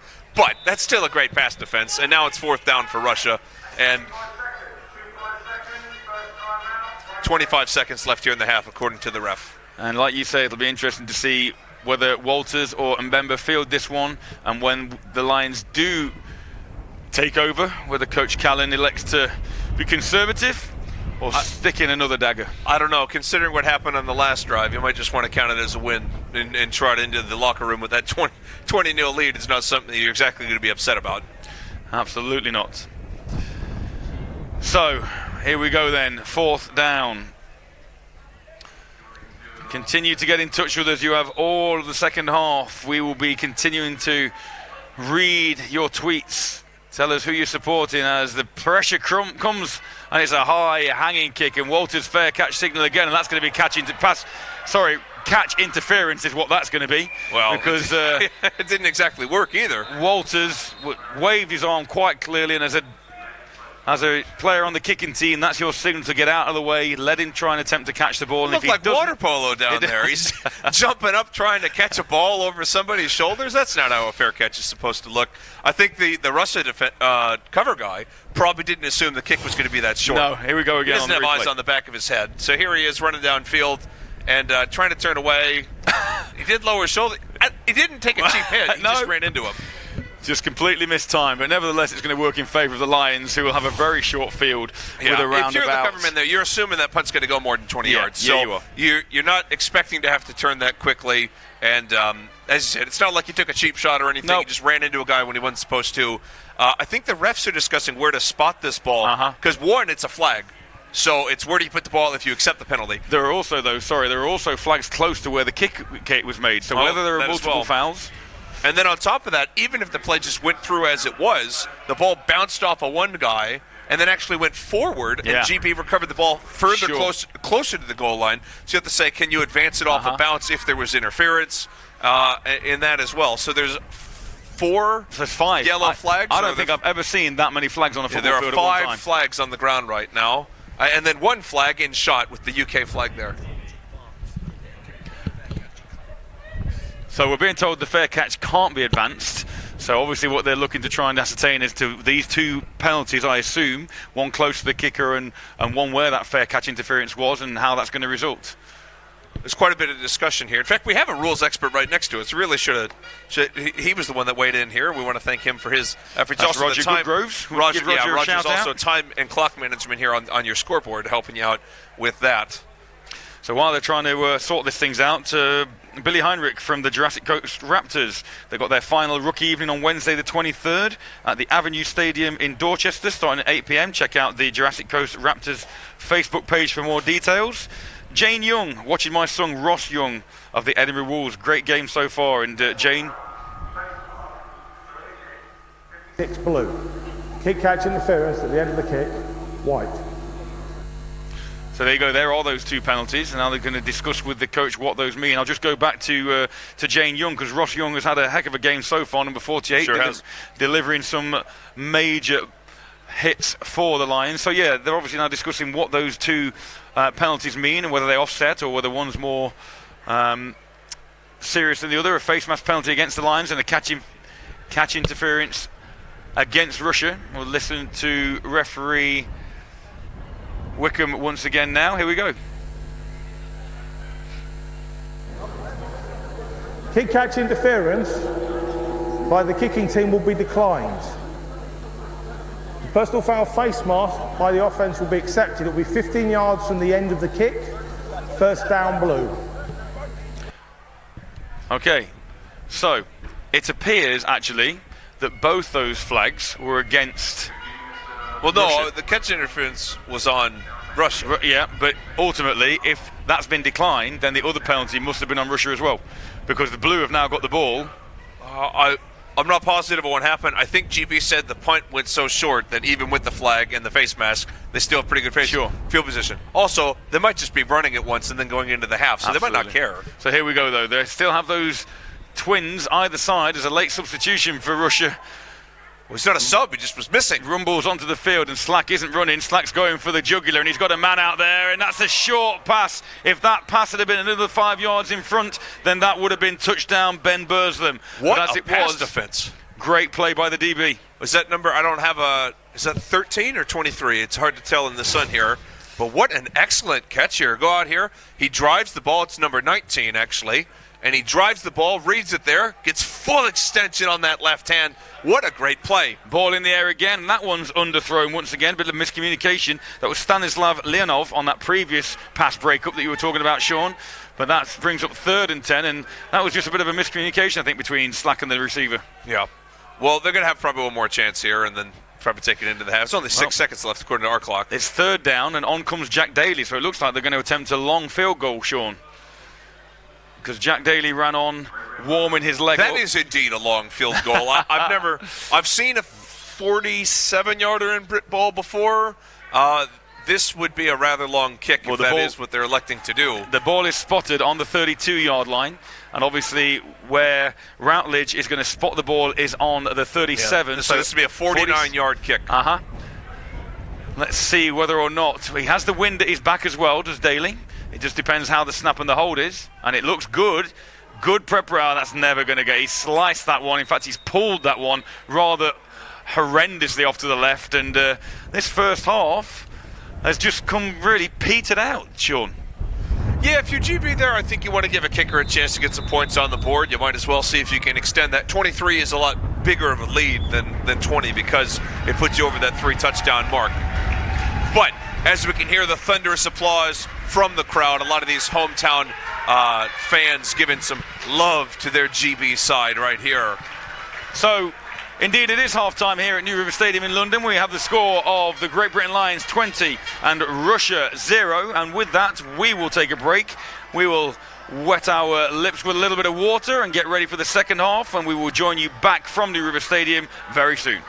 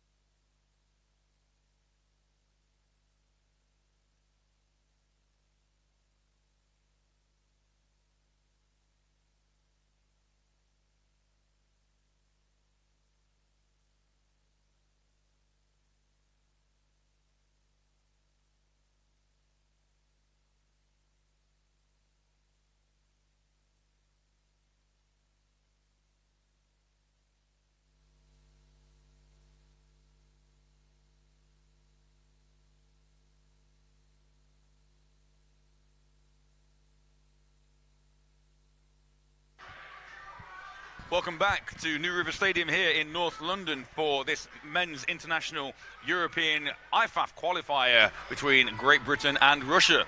As you can see on your screen, the score at halftime is 20-0 in favour of the home squad. Sean, I'm going to run through a few of the big plays from the first half, and to begin with, it started on that opening drive for Great Britain where they managed to march 85 yards down the field and score that opening touchdown through their big receiver. Yeah, I think the opening drive really set the tone for today. We can see it was a mix of handoffs and runs, and here's the finisher of that drive there. Just a nice little inside zone to the left and driving that forward, and then I think they followed that up with a quick score after that, so we'll finish that up on the drive. Really set the tone for the first half, getting on the board early, and I think we really got to see a showcase of James Slack, who, based on who's warming up here on the sideline, I think if maybe one more score and maybe just the second half to start, we might see another quarterback in. He really put in a good day. Slack has had passes down inside the 1 to diving receivers where he dropped it in the bucket. He's led receivers well, and here it is there, dropping it in the bucket and getting that inside the 5. Done really well, and that's by Harry Rutledge there, hauling that in, and that led to another score by GB. And I can't give enough compliments to Slack. And then also this running game, we've had a stable of running backs. I think we played 4. Well, we saw 4 running backs. Yeah, we played replays here of the first one. Nice cutback lane, driving it inside. They're really playing well with these jump cuts, and that's what we've seen so far. It's Russia for the first quarter just felt like they were grasping at ghosts. They could not get these guys wrapped up, and the GB squad did a good job. On the defensive side of the ball, we see a pass defense there, getting a little ridled up from the defensive line, getting his hands up there, following the good rules, and that is John Ridge. John Ridge. I apologize. You know what I'm thinking about. And now we see here is Slack with a nice pass over the middle. That was Rutledge again. Russell leaves those safeties out very wide, and we get that hauled in by number 84, Harry Rutledge, making that play.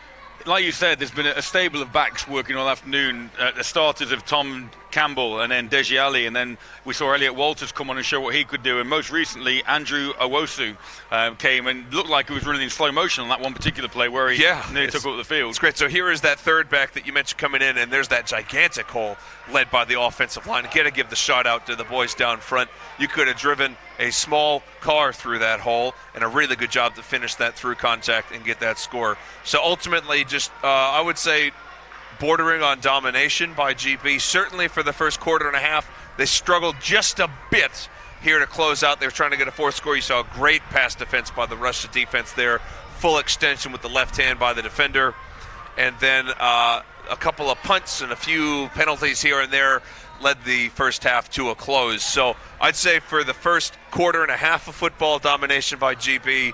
Russia, I don't know if they put it together or maybe they just felt them out a bit more. Maybe GB was making mistakes, but the last bit, not very eventful in the first half. Absolutely. Definitely came into it a little more at the end, and their quarterback, big Igor Chernolutsky, managed to gain their first down of the afternoon and carry on from there. And yeah, a little bit scrappy towards the end. Do you think that's a bit of complacency with the scoreline as it is, or the fact that these guys are representing their country? You can't imagine, knowing that places are on the line, you can't imagine there would be complacency yet. I mean, I think nobody's perfect. It's easy to make mistakes here and there. They haven't had any what I would consider catastrophic mistakes on the GB side. And Russia, it's not exactly like, you're not seeing them make faulty plays where somebody's diving left when they should have gone right. There's a couple scheme things where I think they've left some areas open, but generally the players, it's not like they're playing poorly. It's just that they're getting beat by GB right now. So, as we see the Great Britain Special Teams unit come onto the field for the start of this second half, Jack Daly will get things underway, kicking duties all afternoon. You've been able to get in touch with us, and you have been doing by your droves at the hashtag GBR versus Russ. GBR versus Russ, that's RUS. We've mentioned all first half about the teams in this country, community teams, university teams in their open days, and Solent Thrashers, Jenny Rains from the Solent Thrashers has been on the tweets from Southampton supporting Adam McClure playing centre. The Thrashers promoted to the Southern Premiership this year. We were at their final game here at New River Stadium. Come and join us on November the 9th midday for their first or for their pre-season games. We've got the Lincolnshire Bombers, Watching the game, cheering on the Lions with my 3-year-old before bath time. First Lincolnshire Bombers rookie day tomorrow in Lincoln. So we'll continue to bring you those if you continue to send them to us all throughout this second half. And we're about to get underway with the Brits playing from right to left as we see in this third quarter. And that sun is really low as Jack Daly hangs that ball up. It's going to bounce at the 21-yard line. That's live. That is a live football. You're right, that is a live football. Sorry, I got excited. No. I saw no one jumped on the ball, man. Like you say, once that ball's gone 10 yards, that is a live football, and it was a good, quick presence of mind by the Russian returner who managed to secure possession and avert disaster on that opening kickoff. So yeah, that was quite the surprise. I mean, it was a high kick. It wasn't like a squib. I think it was just a shorter kick that was high. If it falls between that up back and the returner, you got to get on that ball if you're on the return team. That was almost a disastrous start for Russia. Good job by that one Russian player who did jump on the ball there. So let's see what Igor Chernolyutsky and the Russian offense can muster in this second half. See if they've made any adjustments at halftime, the Russians. Still similar formation to the first half with those two receivers on either side. And he goes to the air on first down. That's a good, I thought it was a good hands grab initially by number 9, Ilya Grechny.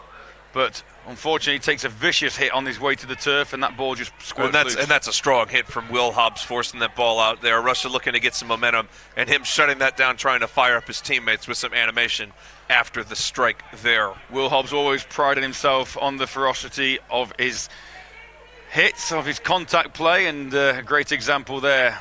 Playing safety today is Hobbs, number 30. Russia go to work again. Chernolyutsky with one back to his right-hand side, and he flips the ball out this time. He has his receiver, and his receiver makes a nice move and picks up a first down. That's number 4 for Russia, Alexander Belov. We mentioned his name a couple of times in the first half, and that's a nice-looking and well-executed play by Chernolyutsky. What did we say in the first half? The way he turned short into medium and medium into long, blocking. And even though that was a pass, the same rules apply. Really good block on the outside there by the Russia team to extend that play for the first down. Again, for the sake of the spectacle of this one, it'd be nice for Russia to get something on the board at the end of this first drive and give Great Britain something to think about. And they've started with good intentions. It's a first down on their first series of this third period. So Chernolyutsky again, two receivers either side, back to his left this side, and this time play action once again, and he flings the ball out, and he's got that same man, Belov. And Belov, nice quick feet, gets out into Great Britain territory, and he will pick up another Russia first down. And that's a great block there by number 80, Viktor Fatyukin, and a really good job there, driving that ball, or a defender downfield so they can get that first down yet again. So we see this, a little fake handoff, a quick pass, and then watch this, blocking downfield. That's great. That's a great job to get a first down there, and I think they should go back to this 5 to 7 yard pass completion and then rely on some blocking. Seems to be a formula that's working so well so far. Again, and he did have a man. In fact, he had 2 men there. That was Belov who was looking for once again, and as well, number 11 was coming across the field from the other side, Maxim Kriskin. And he just threw that ball behind him. But you can obviously see what the Russians are trying to get the quarterback to do, just get the ball out of his hands quickly and get that yak yardage from his receivers. Get some quick completions, rely on some blocking, and just get a rhythm here going into the start of the second half. So 2nd and 10 for Chernolyutsky and the offense. The sun begins to disappear down below the horizon, and the ball is flicked out again, and that ball pops off the hands of Grechny, and it was in the air for a moment for a line to intercept, but there was no one in the vicinity. And Edward Onamade was there as well on the defense, trying to make sure that that ball popped up and could not be caught by Team Russia there. So it brings up 3rd and 10 after 2 quick first downs. It'll be 3rd and 10. They've managed to convert 2 previously on this drive. See if they're able to on this play. Chernolyutsky drops back once again to pass, and the ball is across the middle, and that's just a poor throw. And there was coverage there by number 56, Matthew Eva, from the Potsdam Royals. And that didn't really have a chance to be completed. And after a promising start to the drive, the punt unit come out again for the Russians. That's a good job there by the defense. They didn't leave a lot of a window. They kind of bracketed that receiver there, one linebacker underneath and a DB over the top, making it Quite a difficult throw. So we'll see if GB can get back on the board, starting with one man deep and one man about 20 yards from the line of scrimmage. And it looks it does look like a bit of fake. Oh no, and it's just a roll to the right-hand side, and then that ball, and I think touched him. And Mbemba's touched that. And Mbemba has touched that, and the ball rolls out of the back of the end zone. But with the sun in his eyes, we saw he had his hand up against his face mask before the kick was put up there, trying to shield the sun. And they got away with one there as he tries to get out of the ball. This ball then. Tries to get out of the way. It's going to be a touchback, basically, Sean. It'll be a Great Britain ball from the 20. That's quite fortunate by them. That ball could have gone right into the end zone and gotten 7 points for Team Russia. That's an interesting strategy by the punter. I wouldn't be surprised to see that again. It was quite effective. Absolutely so. Rugby style, if no one covers you, you run downfield. If they do, you boot it away. Hard to return a low punt like that. Absolutely. So let's see then. First offensive series of the second half for Slack and the offense. Slack remains in at quarterback, and he hands the ball off very much the same way he did on first down in the first quarter. And that's a great barraging run from number 22, starting halfback, Thomas Campbell. And I'll tell you what, that defender from Russia is feeling it right now. Number 23 was long, he was long on the ground, and then now he's kind of rolled over on the sideline just past the chains. I think he just kind of got off the field to try to let play to continue, but the refs are going to take some time here to try to take care of him. So yeah, he has managed to make his way off the field, but he's still lying prone on his back. I mean, it was a good truck, but let's see where his head was and where his shoulders were on this play. And see, good finish of the run there, and just, yeah, strong physical play. I think his head was mostly up, but it just got a good knock there. And, yeah, that can't feel good. I don't know if that's – I'm not a doctor. I can't say what that is. I'm pretty far from him. But certainly not feeling good as he kind of jogged off the field and is rolling on the sideline there with some people attending to him. So we got to a little bit of a brief stoppage in play. Let's see what we've got on the Twitter sphere, Sean. Anybody else? Well, I believe Darlington's reached out to us, the Darlington's team. So Brian Shade said, great to see coverage of the UK game. Keep up the great play, Team GB. If you like what you see, it's a great time to join your local team, and that's the Darlington's team. The Burnley Tornadoes also got in touch. Watching the game before going to the presentation evening for the flag and kitted players at the Burnley Tornadoes. Looking forward to our forthcoming season 2. Come on, GB. And finally, from the Coventry Jets, Coventry University Jets, loving the energy from Andrew Owusu. That's the running back number 6 who we saw with a little cameo appearance in the second period. The medics continue to attend to the Russian player, but the game is going to be getting back underway as Slack and the offense have another first down after that Campbell run. And once again, the ball is given to the back, and I think this time the back appears to be Deji Ali, number 23. Just get confirmation of that when he gets back to his feet. And no, it's actually Campbell once again with a handoff and picks up good yardage. 6 on first down for 2nd and 6. Just got a little bit of a cutback lane there, but then he pushed it head very well for a gain of 6 yards. Great blocking, and then just driving ahead for an extra 1 or 2.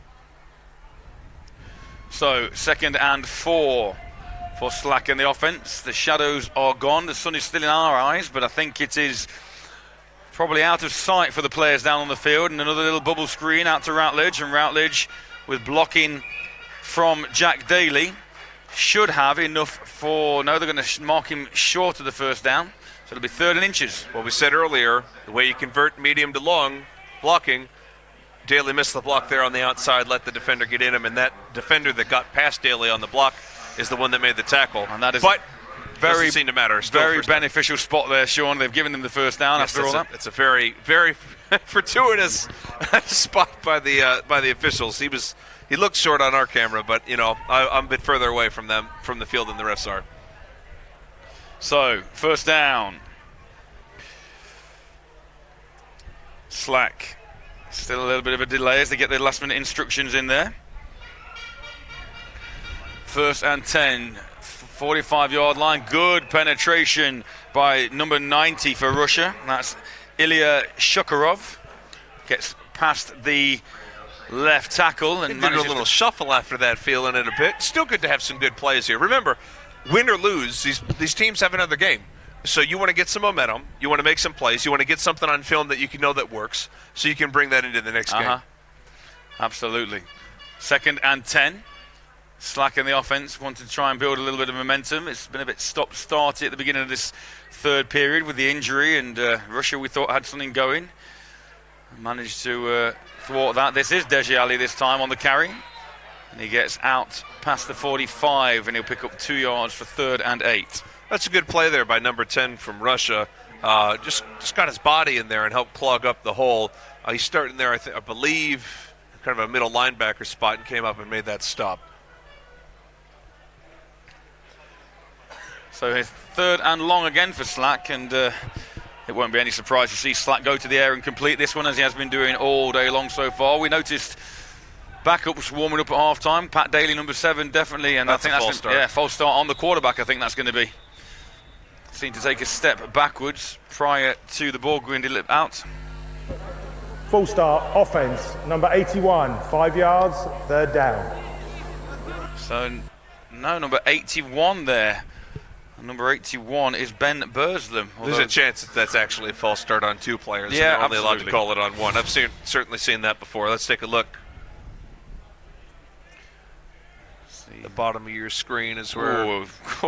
Very close. I don't think that's on 81. No. I'm not against them calling that a false start, though, because the quarterback did move his foot in a bit of an odd way. He did. So I'm not surprised it's a false start. I don't think it's on number 81. So though. 3rd and long becomes 3rd and longer. Rush from the edge again, and Slack does well. Keeps his eyes downfield and delivers that one, but he fires that out of bounds. And the man putting pressure on Slack was that number 90 again, Shakurov.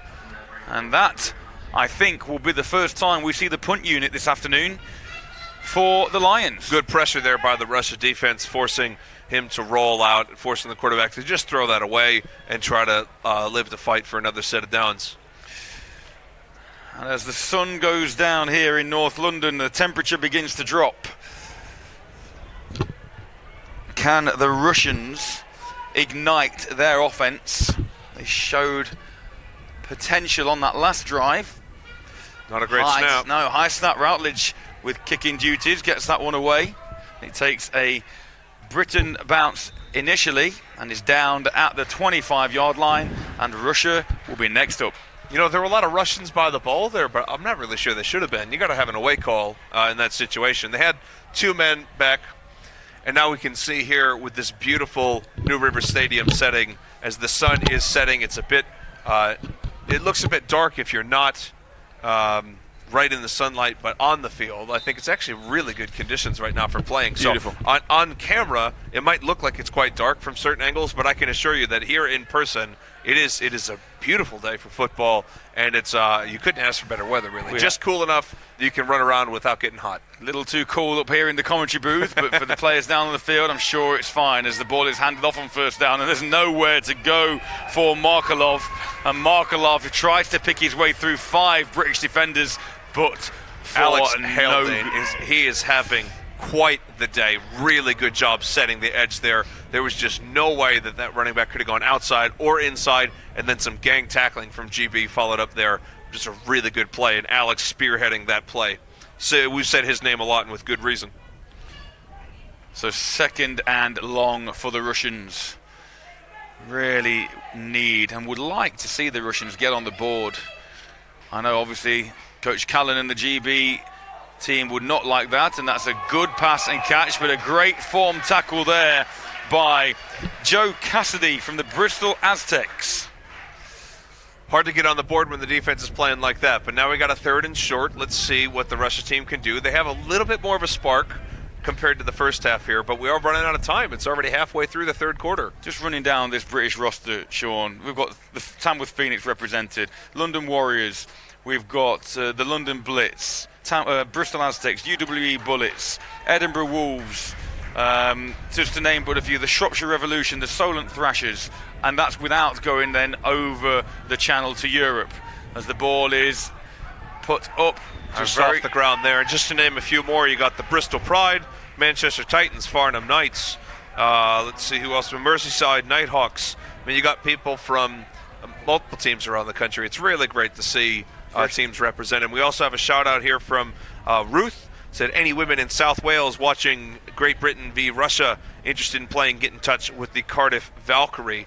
we're not picking favorites. If there's a team in your area, absolutely, and you want to give it a try, show up to one of their taste sessions, get in touch through whatever page they have. It's always a great chance to play more football.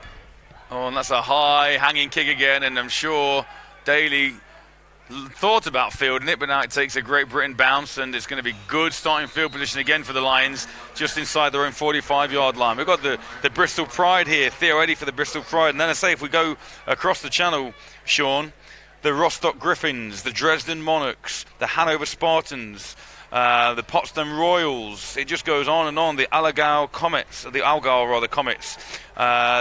We mentioned about Saarland Hurricanes as well. It's fantastic to see that it is a very much the Lübeck Cougars, the Rams, Villepont, Diable Rouge de Villepont. Oh, you know more than me, mate. Well, that's my best French accent. I purposely haven't done an accent on this. I don't want to cause an incident. What a fantastic, though, array of talent from an array of players around our country and on the continent. Yeah, if you're a GB fan, this is a very good sign. And here we go, and into the games. Different running back is Owusu. We saw him in the first half, but also number 7 checks into the quarterback. That's Pat Daly of the Tamworth Phoenix, looking to make his mark on the game with 1/4 and 5.5 minutes left. And Pat Daly brings something a little different. James Slack, very much a pocket passer. Just to add one thing, Matt, real quick. Pat Daly in Britball most recently with the Phoenix, but he now plays for the, I believe, the Hanover Spartans. You are quite right. So he's moved over to the mainland. And like I say, Pat Daly brings a little bit more agility, shall we say. He can make things happen with his feet as well as with his arm. And this time, Dejiali bounces out to the right side, and he's got the right end, and then a flag comes in. Well, it's all for naught, but speak about doing things with your feet. That's a really good run there, but I think there must have been a hold close to the line of scrimmage based on what the refs are signaling. Holding, offense, 72, 10 yards, second down. It's a shame for Dejiali there, because that was a really athletic run, bouncing out to the outside twice and then turning on the jets to get past the first down and lowering the boom at the end. But all for nothing, as you say. It'll be second and long after the holding penalty. Yeah, it's an unfortunate break there because that was a good run. But if it's open because of a hold, then it's a bit easier to get downfield. Absolutely. So let's see whether Daly tests his arm for the first time today. Second and very long here. Second and about 17. Relatively uneventful first half here. Almost over 7 minutes into the third quarter. Daly back to pass, 2 receivers to the top of your screen with 1 running back to his right. 4-man front there. In fact, a 3-man line and 2 outside backers as Daly uses those fast feet, then puts his arm downfield. Oh, and in and out of the hands of Mbemba, who was so reliable in the first half. And that's what Pat Daly can do. He can extend plays, Sean. Yeah, really good job breaking down with his feet here, just flaring out, getting a passing lane open there and getting it downfield, just a drop. Hits both your hands. That's an unfortunate turn of events from his perspective. Watch this replay. Pat with a little bit of a wiggle out to his right. We got to cut back in as we go to the next play as they trot to the line. But it does that play action again. The ground game so dominant for the Lions that play action really does freeze that defensive line and get the linebacker's eyes on that running back for a split second, and then Daly's gone. Daly's away, and really should have been a big completion for Pat. But here we go again, play action once again. Those fast feeds are moving in the pocket, and now is what he can do with his legs as he tucks the ball, reverses field, and he manages to make a negative into a positive and picks up the penalty yards, but that will be 4th and 8, and you would think the punt unit will be on once again for the Lions. And there is another Russia player on the ground as well. Let's go ahead and watch this replay, see what happened. Daly rolled out to his left, must have not seen anyone downfield, a lack of separation, tried to get some yards himself. So with the fake handoff here, goes to drop back, and he really can't. This is the previous play actually on the drop, and it just hit both his hands there, and it just hit the ground. So now we can see another Russia player here with the helmet has been taken off so he can be tended to by the trainers. So another breaking play. Let's get back to Twitter. Don Edmonston, long-time stalwart of the British Games, up with the Edinburgh Wolves. Great to see Edinburgh Wolves player Ross Young and Ashley Hopkinson representing. Wolves Rookie Day tomorrow, 1 till 3, Queensferry Sports Hub. So if you're around the Edinburgh area and you want to get involved with a fantastic program up there, look at give them a look out. Jordan Stovold, shout out to the Bournemouth Bobcats football team, promoted to Division 1 this season at New River. We were fortunate enough to cover that game as well. Rookie days are coming up soon, so if you're around the Bournemouth area, keep an eye out for those. Suzanne Alice, we are on side. Great work again, thank you, Suzanne. Well done, Elliot Walters, Tamworth Phoenix. There's a chance to come and join the family tomorrow. Second taster session for Flag Youth and Junior down at Tamworth. So here we have another punt coming up. Russia with this unique formation. Sorry, I've got to get this one in. This one's from Tom Howe. The Great Britain defence playing like the 49ers. Tom Howe is our producer for Onside and as big a 49ers fan as I am, and I have to agree with him at the moment. Looking fantastic are the men in blue on their defence, and that's a lovely spiralling punt and a fair catch signalled. He does well to hang on to that, because that was a fingertip catch for Alexander Belov, and the Russians will take over once again. Let's go ahead and watch the replay of that last play with Pat Daly rolling out here. So he takes the snap in and rolls out to his left, looking to see. He's got very active feet, looking downfield, keeping his eyes downfield, but as nothing opens up, he tries to cut it back in. You can see just that aggressiveness here, just dragging defenders. Took 3 men to bring him down. Really good job by Daly there. So, dusk has arrived in North London. The sun is just peeking above the tree line to our left, but it'll be way out of this sight. And the lights have started to come on as well here on the pitch. So here we go then, first down, another ball out to the flats, but great defensive work by number 20. And that's Daniel 20, Hampton. Daniel Hampton of the Tamworth Phoenix, assisted by number 55. Not got a name for 55 on my book, unless we have on the roster we have Ben Davis once again. Ben Davis there on the depth chart. But again, I think GB's starting to rotate in a few extra players. We're hearing just a few names that we haven't heard so far. That's good to see. I mean, we're almost done with the third quarter. No points here in the third, so might as well rotate some guys in. Defense showing blitz. Chernalutski tries to get the ball out into the flats, and that falls incomplete, but again close to another interception, and that was Nelson Charles Wolfel of the Phoenix, and he's a danger man when he's on the field as he jogs to the sideline. And here we see on that replay, it just went through his hands, man, and it hits the ground, but a really good defensive play here, right in the right position, bobbles off his hands and then hits the ground, and he's pounding the ground in frustration, and I'm sure we all understand why that is. That would have been quite the play for your highlight reel and a big game, big play for your team. Trips to the right this time for Chernalutski and the Russian offense. Big third down play. Goes to the air. Now he tucks the ball, and that was not a great decision, because as he tucked and looked for space, Ash Miller pile drove him backwards. Ash Miller along with David Isignon. What a great play there by the defense. Just bull rushing and just driving that player back, forcing a fourth down. It's quite the sight here for this Team GB defense. I'm sure that they want to ensure this shutout here. They're up 20-0 and they want to keep it that way. Apologies. Number 3 is Jack Rice, who made the play there. I was about to say, I know David. Yeah. That's not David. That's his. But David and Jack are both teammates from university and teammates overseas, I believe, as well. But I know David very well, and obviously from the appearance, recognizing immediately that wasn't David, and we've got 2 names for the number 3 as Mbemba fields the ball, gets back close to the 45-yard line, and that's where the Lions will start their latest drive. Isignon today is in number 52, if we're looking out for him. And we actually see him there on special teams. He was in on that play. Unfortunately, one of our rosters has got Jack Rice as 52, well, and David is I number can 3. See him. There we go. It's David. Absolutely. 100%. It's certainly not Jack. Nope. No offense, Jack. Nope. You're not quite that built. But here we go then. Oh, interesting. Alistair Jarvis called for the personal foul, and that will give the Lions a little bit more of a challenge, extend the field for them. We are in the third quarter, as you mentioned, Sean, but coming close to the end of that. So you see the coaches here walking along with their teammates as they go back to set up for this offensive drive. And Coach Callan probably not thrilled with this second half, but overall going to be happy with with the game so far here. So we see all those GB coaches in those sporting red jackets contrasting with the blue of the GB Lions players as the offense trots out here with a spread formation yet again. So the Lions have just over a quarter to hold on to this shutout lead.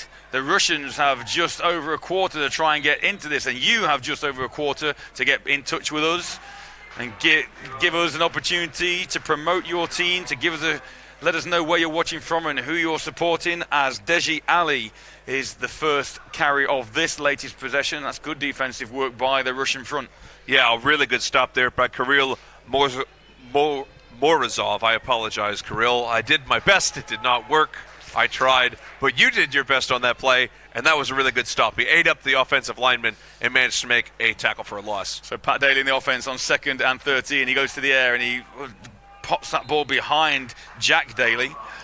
And Pat won't be overly happy with that. That was looked like Jack Daly was coming on a little slant, and whether Pat thought he was going to settle down on a little hook route there, then miscommunication again. But you've got a backup quarterback coming in, just trying to find his feet in the game. There are going to be elements of miscommunication. 3rd down, 3rd and long. We know that Slack could convert these 3rd and longs. We know that Pat has the capability of doing so, whether it's with his arm or with his feet. Let's see if he can pick up this 1st down here. 4-man rush, and he goes over the top, and he has a man, and that man is number 81, Ben Burslam. They played together at the Phoenix, and they hook up again here in North London for a big 1st down pickup. What an excellent catch there. Pat driving the ball just high enough so it can drop in behind the defender, but in front of the safety here. Let's go ahead and watch Pat. Nice drop back, instantly knew where he was going. Gets it past one defender, but before the second one can get in, and a really good job placing that ball, getting that 1st down. Trying to pick up the tempo now, the offense as well, as Daly keeps this one. This is a read option. Here's what Daly can do with his feet. He's at the 30, the 20, the 10. Touchdown, Daly, but there is a flag, and you've got to think that that one is coming back, unfortunately. But we mentioned about the difference that Daly brings to the quarterback position, and he highlighted it there. But that will look like that is coming back for holding. Yeah, what a shame. Offense, 81. 10 yards from the flag, 1st down. And Ben Burslam, who was the recipient of that previous Pat Daly reception, turns from hero to villain in the time it takes Pat Daly to run the length of the field. And that hold was relatively far downfield, because you can see even after this 10 yards, they still end up with a 1st and about 8. Yeah, you can see the hold there. He got a little bit under the shoulder pad. I'd have to see it again, to be honest with you. I'm not sure I saw a blatant hold, but the camera was panning by trying to follow Pat. So now we have a 1st and 6, so you saw that hold was pretty far downfield. Absolutely. But that's what Pat can do for you. And he goes straight to Jack. And Jack Daly gets close to, and when where I'm standing, exactly level with where that down marker is, that should be another Lions 1st down. Well, that Daly connection working well there, unlike on the 1st attempt between those two. But yeah, I mean, Pat Daly with his feet is electric. He does have an arm, as he showed with that previous pass, and here's the pass. Quick snap. That's a good play call as well. That's the offensive coordinator seeing how the defense is lining up, saying they're in off coverage, we can get a block on somebody, and we can go ahead and make a 1st down. That looks like the end of the 3rd. That is the end of the 3rd quarter here in North London, with the score Great Britain 20, Great Britain 26, and Russia 0. I thought it was just 20. It's just 20 for Great Britain, just as a quick correction. As we see that Pat Daly run, that was the one that our scorer did put on the board, but obviously it was called back. So it is Great Britain 20 and Russia 0 at the end of the 3rd period. Yeah, a bit of a flat 3rd period, that one. Carl. Sorry, you Sean. miss him? Sorry, Sean. I don't actually miss. I do. If he's watching, he's out in Switzerland at the moment. So if he is watching, I miss him, but I don't, Sean. I've got to upset somebody here. How am I going to do that?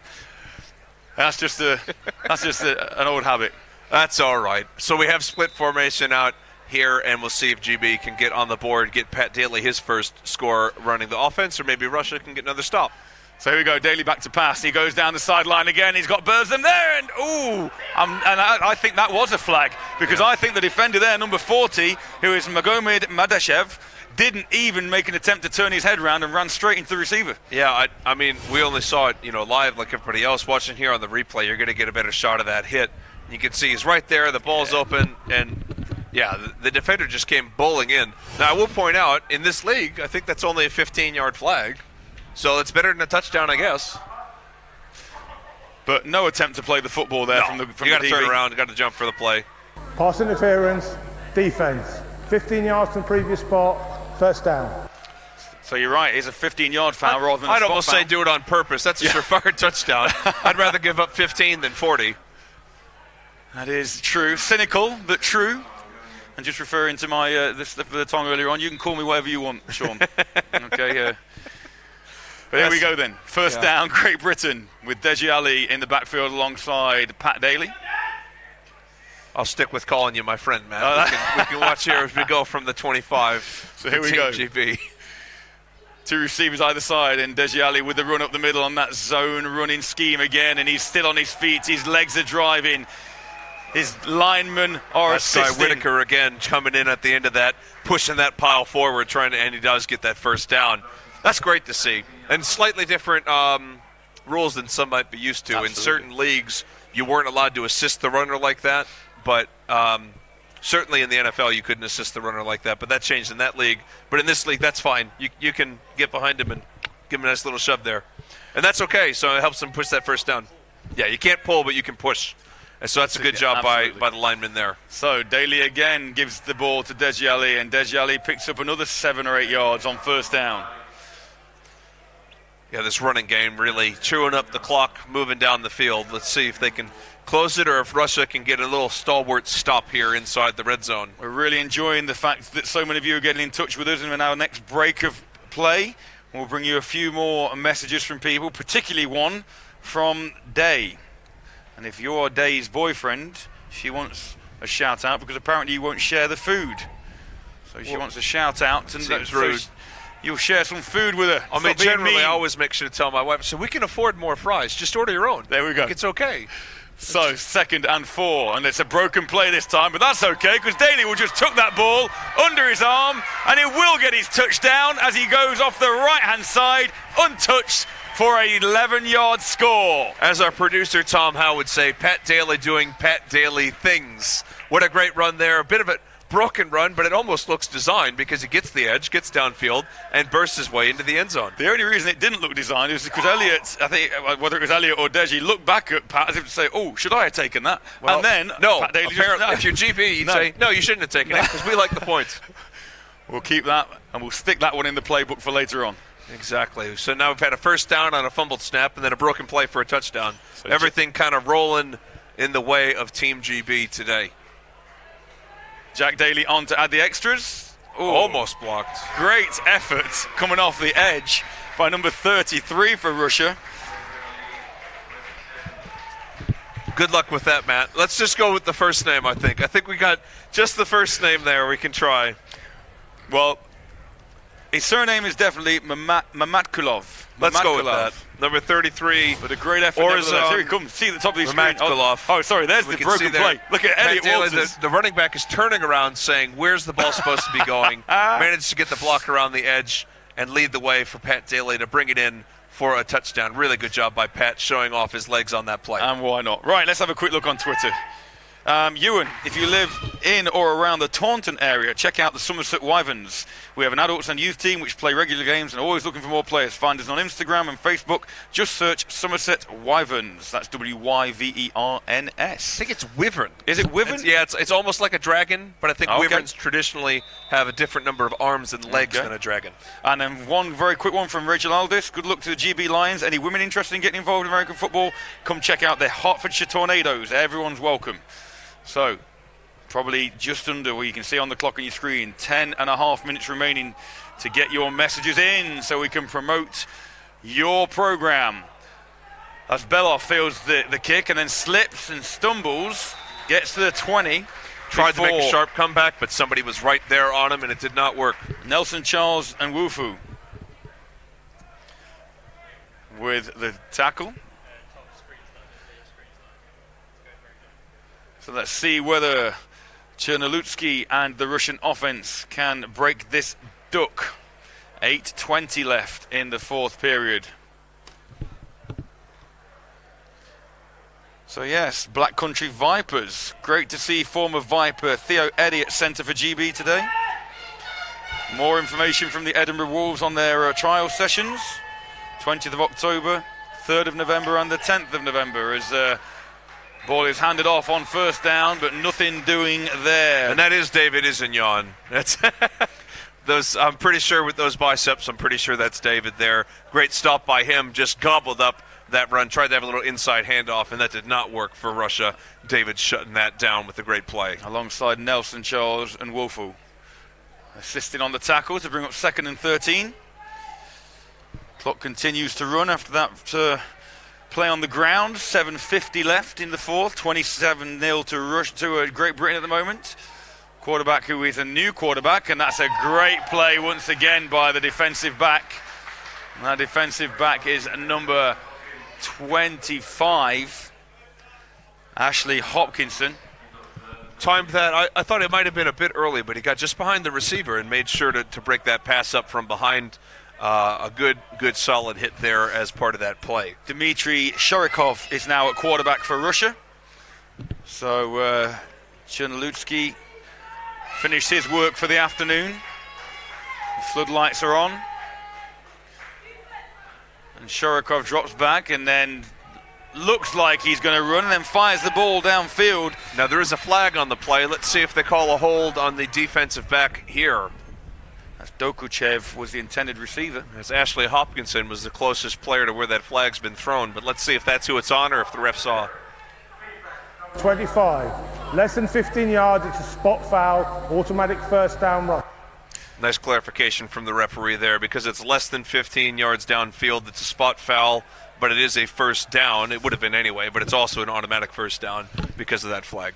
Shorokov showing some skills. I like the way that he stepped up in the pocket there, looked downfield, kept his eyes downfield, then delivered a strike. And if Hopkinson hadn't have pulled his man back, that could have been a nice completion. Yeah, strike's the right word. That had quite a bit of zip on it. So, Shorokov again on first down for Russia. See if he can manage what Chernolyutsky couldn't and find some points. There's a big rush coming from the Lions, and he rolls to his right and fires downfield. And his intended receiver, number 12 that time, can't haul that one in. That's Dokuchev again.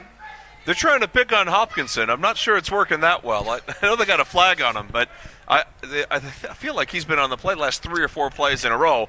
Good pass defense him. The ball was a bit close out of bounds, but he made sure that no one could have grabbed it. Tight coverage by Hopkinson, that's for sure. It's not like there's any separation between him and the receiver.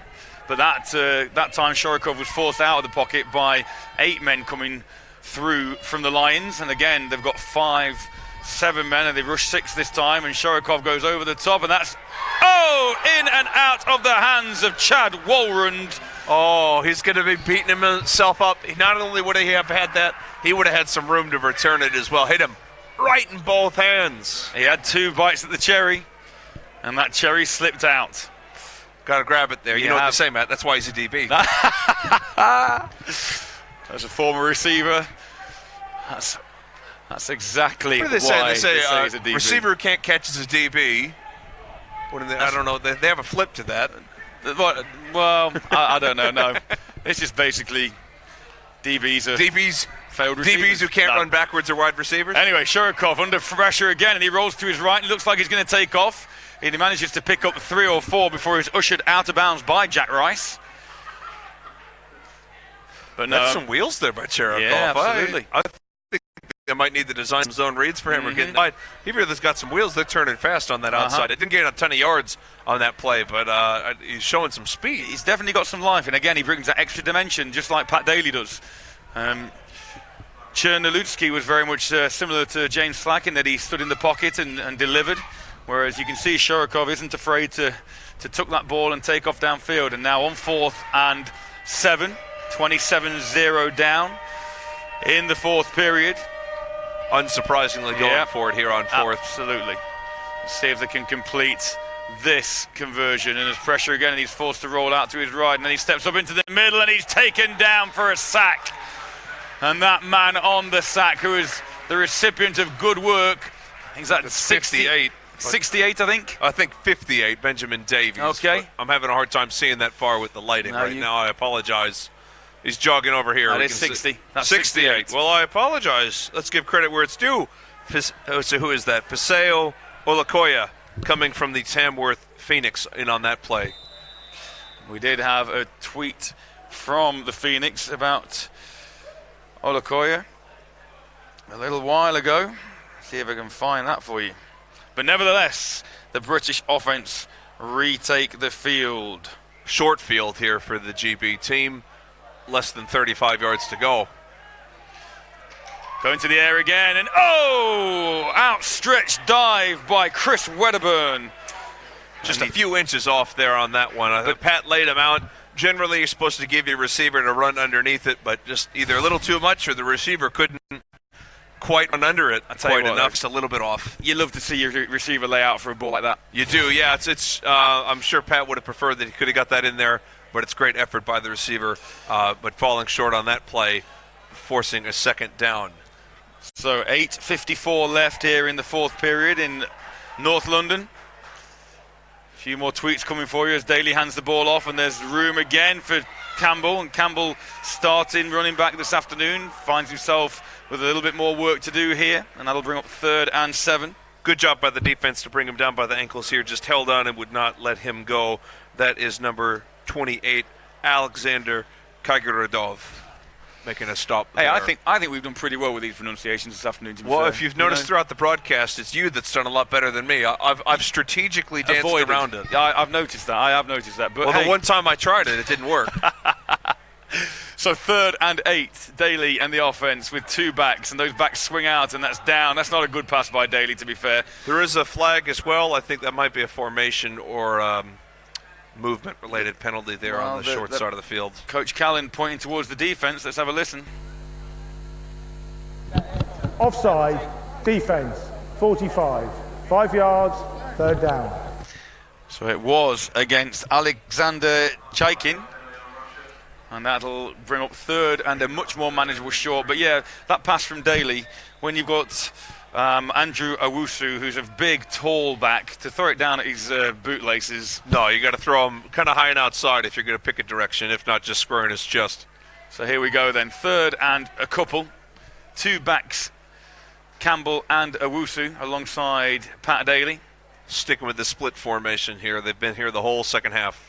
And it is Campbell. No, yes, it is Campbell who Daly does well to draw the eyes of the pursuing linebacker. I love to see that as well. I love to see when a quarterback, even though they've handed the ball off, they realise they've still got a role to play. They hand that ball off and then make out they've still got it. You know, because even when we used to coach, if you can take one man's eyes off where the football is, you're increasing the odds of success on your offense. That's exactly right, Matt. And a lot of quarterbacks don't do that. A lot of quarterbacks just kind of hand the ball off like it was a grenade and just kind of run away from it. Now, there's a bit of a risk, of course. If you're simulating a run, you can still get hit. But keep your eyes on the defender, protect yourself, and then you've taken one out of the play. So 1st down, Lions inside the red zone once again this afternoon. Daly drop backs to pass, and now he's in trouble. But look at his feet. He makes defenders look silly and then keeps his eyes downfield, and that is a touchdown for the Great Britain Lions. And what a play! First of all from Daly, but then by the receiver in the back corner of the end zone. I think that's number 6. I think that's Owusu. Now, I have to say, that was probably the loudest applause we've heard on the whole day. Pat dropped back, had to reverse field. His left tackle forced the player back inside, get that defender in, and then he drops it just on the outside stretched hand, or just to the outstretched hands of that receiver as he's flying down to the ground. What a play by Pat Daly, and what a play by this offense. Andrew Owusu there showing he's a receiver as well as a running back. And like you say, Pat Daly putting defenders on ice initially just to escape the pressure. For all intents and purposes, it looked like he was dead and buried there in the pocket. And that's going to be offside and a free attempt. I think he was so offside they just called the play dead. Yeah, I think they did. But I say, Pat Daly, any other quarterback would have been dead in the water there back in the pocket. But he just danced to his right, made the D-end miss, rolled left. You wondered whether he was going to tuck it and run, but the awareness to keep his eyes downfield and deliver a strike. You mentioned in the first half about the Russian quarterback running to his left. Sorry.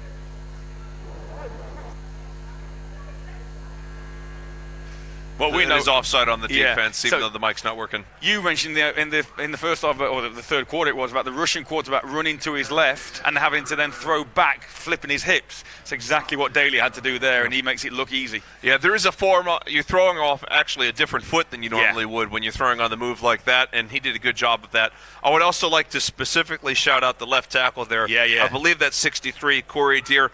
I didn't see if the first move as that extra point goes up and in.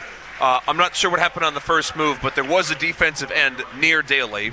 Daly went to roll out to his left, and then Deere kept playing throughout the play and forced that defensive end in, which really gave Pat enough time to make that throw. So offensive lineman, that's a great note there. If you get beat, keep playing, and then you might end up opening up a lane for your quarterback. And let's give a shout out to this offensive line, because these are the guys that do all the hard work, in the trenches, battling all day, and they never really get any credit. We only really call names when they get called for holding. So left tackle, Thomas Southwaite. Left guard, Richard Card.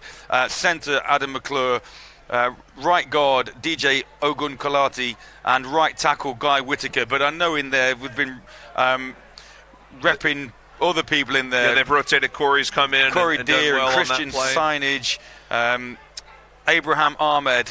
So all these guys have done a fantastic job allowing massive holes for the backs to run, time for the quarterbacks to throw, and they deserve a lot of credit this afternoon. Yeah, if you want to have a game where you can only have a few practices on a team, having an offensive line that can do that makes it that much easier. You get a little bit more time, a little bit more room to run, and it just makes a big difference. It adds up. 100%. Daly puts his foot through the football once again, and that's going to be fielded at the 7-yard line, where it's then dropped by Belov, and he manages to pick it up again, looking for the edge. And he doesn't find the edge because Chad Walrund brings him down before he can turn the corner. Daly's had a really good set of kicks today. His kickoffs go relatively high, but I'm more impressed by the placement. They're inside the 5, but not in the end zone, so the returner is forced to catch it, because you never know how that thing's going to bounce. If you leave it and assume it's a touchback, the other team might grab it, so you have to return it, and then the coverage team's done a really good job getting down there by GB. Really impressive stuff. Special teams coordinator Russ Templeton for Team GP. He's got to be happy with the performance. Had a couple hiccups on some extra points, but overall, very good performance by specials and today. Just before this play starts, we mentioned Chad Walrun's name on that tackle, and it looks like a very proud girlfriend or family member has messaged in, just saying, so proud of you, as Shorokov shows some wheels again and picks up a first down. So good timing 8 minutes ago. Chad Walrund, somebody loves you and they're very proud of you, and you've obviously proved that point there on that tackle on the kick return. But yeah, Shorokov showing those wheels, and just short of the first down, actually, 2nd and 2. Impressive stuff. I like this second quarterback here for Russia. Chirikov coming in, got some wheels. Obviously, if he's running this much, it probably shows a weakness in the passing game relatively. Sure. So I think at this point, probably trying to work on developing that part of his game.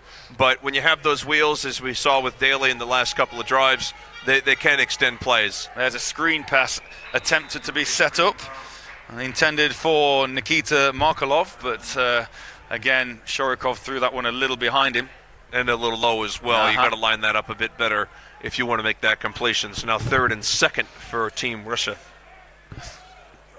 6 minutes 30 running at the moment. A few more tweets to bring you shortly, but you've got about 6 minutes to get in touch. If you'd like a shout out, we'll try and bring you as many as we can if you hit us up on the hashtag GBR versus Rush. As Shorokov this time goes to the ground, and running back seems to be going more laterally than vertically, and he's going to lose 3 yards on 3rd and 2. Really good job there by Alisadar Jarvis, and that's because it looked like it could have been a zone read play. He goes to hand that ball off, and the quarterback can read if he goes in or out. Well, he stayed disciplined enough but athletic enough to play either side of that. So if the quarterback had kept it, he would have forced him out and made the tackle. He did hand it off, and then he still made that play on the backside. That's a really good read by him. Impressive stuff. Markelov on the carry, but to no avail, as Elliot Walters and Mbemba are back deep again. And here's that No, and that one, and that ball's popped out. Doesn't really matter, but there's a flag on the play as well. So a little bit of everything going off there. That looked like a designed run. I don't think he had any intention of kicking that one, but then got tackled and the ball squirted out after a flag had been thrown. You kind of think that might be against the kicking team. We'll have to see what the ref says here. Oh. 5 yards is enough for a first down. Offsides on the defense and giving him another first down. We have seen that twice today where penalties have led to first down. The first time was an illegal substitution or a substitution-related flag, and then now here on the offsides, giving him just enough for the first down. And with all due respect to Russia, we spoke to Wayne Hill in the pre-game, if you were with us then, and he was saying about how this Great Britain team was very much, it was developmental, and they're trying to develop people, so obviously they're not where they want to be, and yet they're still beating Russia 34-0. So if Great Britain do come up against better drilled teams, it's things like that they've really got to clean up, because it will cost them. That's a good point. Let's see what they can do here on defense. And that one is intercepted. His knee was down, but the interception is made by Edward Onamada from the Potsdam Royals. So they lose about 10 net yards in that exchange between the flag and then the pick being slightly different in terms of the spot from where the last play ended. But a great job there by the defense getting the ball right back. And for any of you who are saying, wait a second, no one touched him here, we do follow the same rules that you'll see in college over in America. If your knee, elbow, backside, whatever hits the ground, you're down. It doesn't matter if anyone's there. That's right. You're down, and that's why he couldn't get up and run with that. But still, that's a great play to flip the field there and get the ball inside of enemy territory from the perspective of the intercepting player. So the temperature has really dropped here in New River Stadium, North London, but the temperature is rising for the Lions. 34-0 ahead of their Russian opponents this afternoon, and 1 foot in the door in terms of qualification for the IFAF European Championship. They still have Sweden to play, and Sweden will present more of a challenge, I'm sure, than this Russian outfit. That's on the 3rd of November, out in Sweden. Pat Daly improvises a little there and picks up 3 yards. Elliot Walters there had a little bit of a wheel route to the left side, and I wouldn't be surprised if they went back to that. I think that might be able to get freed up if you have kind of two either deep or bending in routes. I think the running back might be able to get some room, whether that's him or another running back that has now subbed in the case of Ali. That's Deji Ali, it is, number 23 alongside Daly. Definitely a running back by committee approach here. That's a well played, good pursuit, and that time the DN number 90, who we've called his name a couple of times. Struggling to find him now on my roster, but number 90 does a good play in not biting on that handoff. Yeah, good note. They figured it out a bit late, but I mean, that is the way to shut that down. It's easier said than done, of course, is you have to have someone designated for the quarterback, whether he keeps it or not. It's Ilya Shakarov was the defender there, bringing up 3rd and 12 for Daly.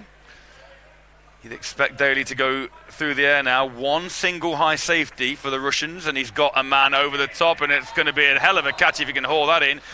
And that is one of the most difficult catches in the book, as you're running one way to bend your head completely backwards. You're not even looking over one shoulder there. You're literally trying to run forward while your head is facing completely. And the particularly challenging thing from a quarterback perspective is you have to pick which shoulder you're going to there, because if it comes in from directly above it, that makes it's not quite impossible. I mean, you see it every once in a while with that bucket straight out in front of you, but you really have to pick. Are you throwing it in front of them to the inside shoulder, or behind them for a little bit of outside shoulder comeback? And there it kind of just went straight down the middle. Really hard adjustment there, so the receiver couldn't haul it in. So here's Harry Routledge then to punt from his own 50-yard line. This one will sail up into the night sky, and he'll try and pin the Russians inside their 10-yard line, or he's angling it actually. He's angling it towards the sideline, and that's...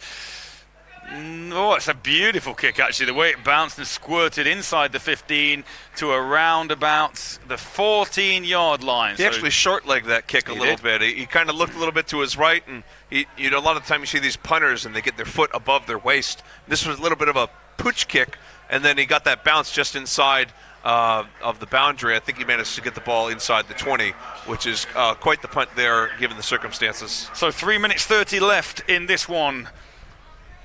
Great Britain, Russia, New River Stadium, North London. Matt, I kind of feel like I'm in Russia right now. It must have dropped 5 to 10 degrees during this game. Absolutely. It's not a place to be with no hair, as I can testify to. Our scoreboard operator's got it sorted with his woolly hat on, and I'm kind of wishing I'd have bought mine. Would have been smart, but how could you have known? But here we go. So Shurikov from under centre for the first time this evening. 2 backs in the backfield.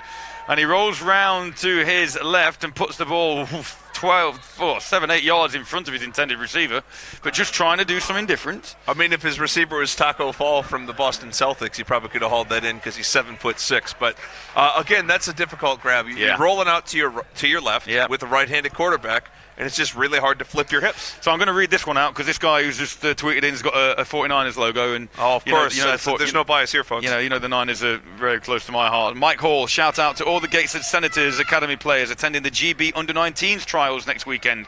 Indeed, the Under-19 version of these GB players trials are next weekend, and there's a jet sweep there. Oh, what a sweep! Is extinguished. I think that's the only way to describe that. Ashley Hopkinson. What a day for Ashley today. That's great. So go back to your point about GB Under-19s. I think that's a great experience. I've had Oh, Matt. Poor guy. A bird has pooped on my co-host. In any event, so there's a GB Under-19 squad, and honestly, I've had a few players go there. It's a really good experience. I've had a couple players try out. I've had multiple players make that squad. They've received good coaching. There's been a bit of a turnover there, which I think really helps improve the squad. And they do have tryouts next week, so it's a great chance for these under-19 players. So Shurikov this time rolls round to his right as I discard my jacket, and he has a man, and that ball is... That's hauled in. It is caught, and what a throw and catch that is. Well, you can see the potential of Cherikov and why you want him at least competing for your quarterback spot. He flung that ball about 50 yards while running his right. Absolutely. That was an incredible effort to pick up a first down. And it's possibly the furthest downfield that the Russians have been all game. Yeah, I don't think they've passed midfield on the day. So let's see if they can do that here. They got a couple minutes left. They want to try to get one more score in here for some pride and try to get to some momentum for their next game in this series. And with reference to that pigeon incident just then, if my wife's watching, can you buy us a lottery ticket? Because apparently it's very good luck. As Shurikov rolls again to his left this time, and he can't connect, but there is a late flag coming out. Late flag coming out as the Russians surround referee Wickham. The GP coaches certainly feel that it's on Russia. Let's see if the ref agrees. Yeah, Shurikov is definitely added a spark to this Russian offense. It is against Russia, we're being informed. Let's have a listen. After play, personal foul. Offense number 50. 15 yards, second down. So, yeah, personal foul against one of the linemen. Maybe a little bit of frustration there towards the end of the game, trying to get a few extra shots in, feel some punishment for the opponents on the defensive line. Alexander Semchukov on the guilty party. So second and nearly as far as it is back to Russia. Shurikov drops back to pass. Again, he steps up with those fast feet. He's got Akers in front of him. Now he's past the line of scrimmage. That's going to be an illegal forward pass. Should have just kept it and run. At least 2 yards past the line of scrimmage before he let that ball fly. That's second down. You run down, get 10 to 15 yards back from the penalty, and then you try it again on third and then probably fourth as well. That's probably a bit of an inexperienced mistake there by the quarterback. Definitely someone to build around, though. This relief quarterback that's coming now as referee Wickham gives us the call.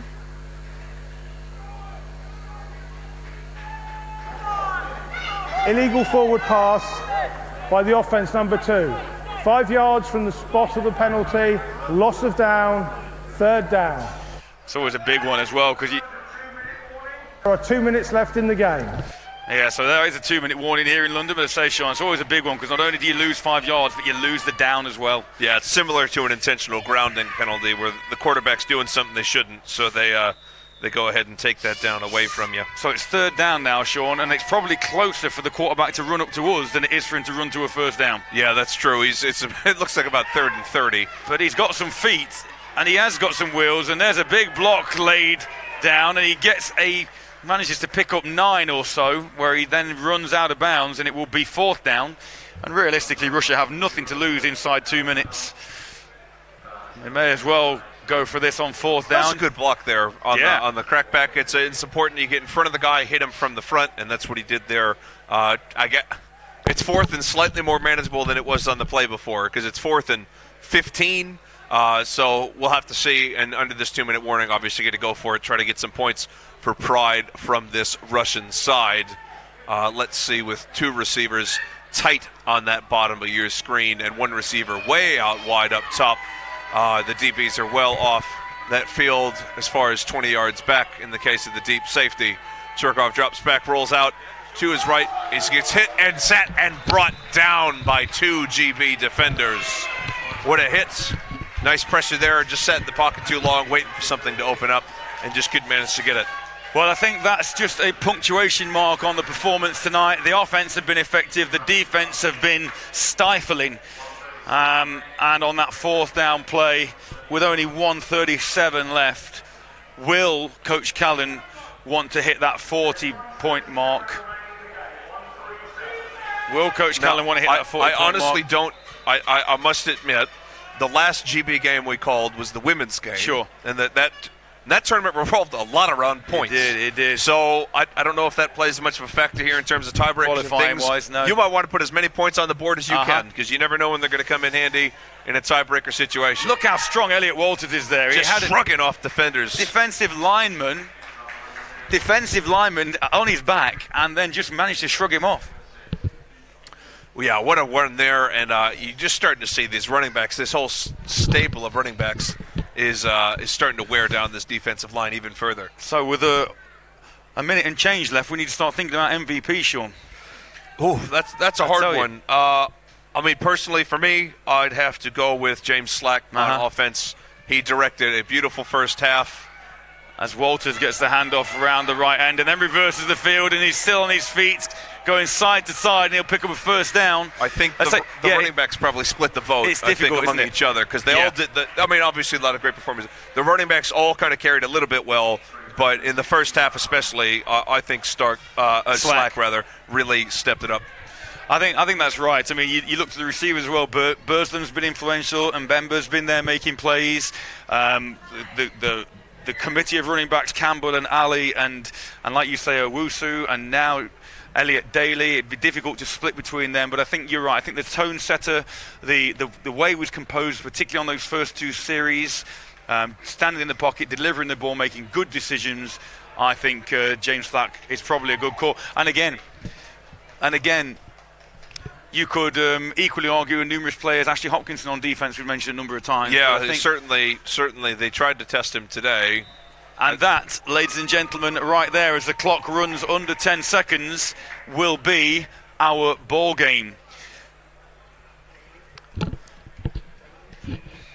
You could argue Pat Daly in the second half as well, but I think by that time it was pretty the game away. was done. So maybe James Slack. We'll wait and see. If it was up to me, I'd give it to Slack. I think it's not up to me. So. I'm in agreement. Yeah. So I think this is a great chance for the Team GB to build off of. As we said, they have another game coming up here in 2 weeks against Sweden on November 3rd. As the audience comes with some thunderous applause for the hometown team, we have Union Jacks waving, people waving them on the sidelines here to try to show their support for Team GB. A great outing here. Before the game, we heard Wayne Hill speak about how this program is trying to develop, and I don't think you could ask for more from a squad in terms of development than this. Great. Lots of good plays to build off of, a few things to refine, and then they're coming up against the Sweden team, which, with no disrespect to this Russian side, is probably going to be a more challenging opponent here for Team GB. So we'll have to see how Coach Callan and his team can take on that squad. So as the handshakes start, we see the coaches in red shaking their players' hands. Quite a few positive feelings there. And then I want to say thank you to this Russia team on behalf of here at Onside Productions, and I'm sure Team GB feels the same way. This sport always takes 2 to tango. Absolutely. And a lot of respect for them coming out here and then flying and then playing very quickly afterward. Yeah. It's not always an easy feat.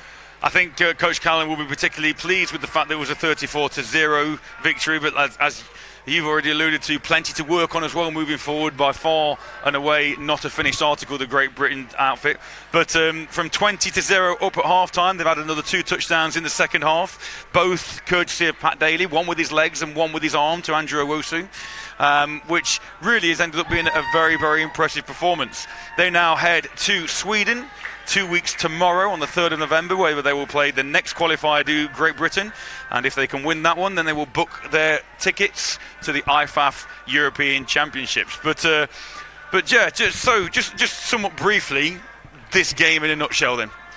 I think what you're seeing here is depth from Team GB, and a lot of these players, they're not all in small ponds, of course, so it's big fish in big ponds in the case of a lot of these players. You have feature running backs who are able to share the load with some other players. And I think that's kind of the theme of today. You get defensive players stepping up when they can come in droves and rotate that D-line. You're getting running backs who can substitute, and you have multiple level 1 starting caliber running backs who are coming in to play, labeled as a backup role, but really looking at how they performed, you couldn't say that. So that's how I draw that up today. A really good performance by Team GB here. And as this day winds down and the temperatures drop a bit more, we get this scenic view on the night sky. But that's my big takeaway, is that GB's depth, I think, really from top to bottom, the players seem fresh, they seem ready to go, they seem well prepared, particularly given the circumstances, and people could step up right away. It's always nice, I think, to have a change-up at quarterback as well. You've got 2 very different quarterbacks, which obviously will give defensive coordinators nightmares. If you could almost play James Flack for one half and then flip Daly in, and the DC's got to completely alter how they operate. Yeah, because of the lead, obviously, that's what we got to see today, but there's no reason you couldn't do like what Hill does in New Orleans, where you bring in a change of pace with someone like a Daly, or maybe even Lamar Jackson when he was a backup. Obviously, he's now starting, but at the time when he first started running around like that, he was a backup quarterback. So you have that depth as well. Again, these are first-string players who are technically second and third string, so that means that more people can make plays. You have more guys that can make plays on your squad.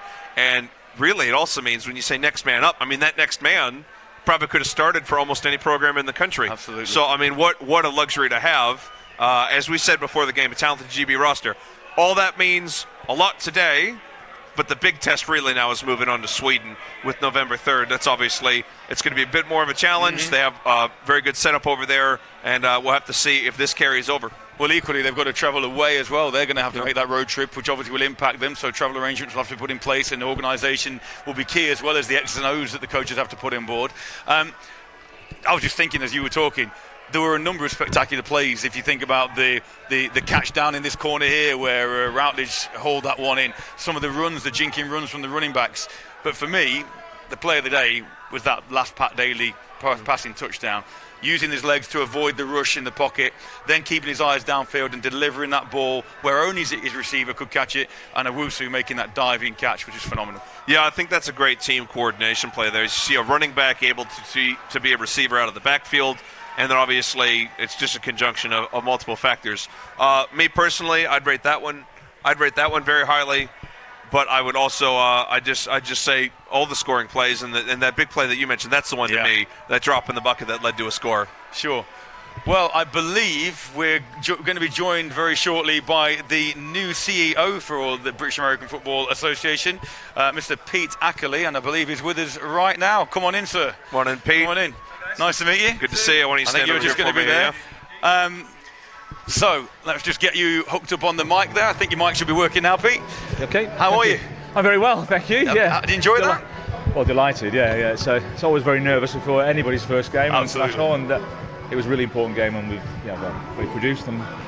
Really happy, yeah. It just holds that a little bit higher. There you go. We were having a discussion on, there's so many good plays to pick from today. It's hard to pick just one. You had that great catch at the beginning that led to the score early in the first quarter, but then you also have Pat Daly running around, streaming downfield, and then slinging it to the front corner of the end zone. Pat Daly's just been awesome today. He's just really bossed the game and MVP. I took my hat off is for the whole squad. Sure. The 75, not just the 45. Yeah, absolutely, that's important. And that's really important for us. Yeah. And to Mike Callan, who's now my head of national Yes, programmes indeed. and my head coach. Yeah. Obviously, that's now all going to change. But we're now looking forward, to Sweden, which is Yep. going to be really important to us.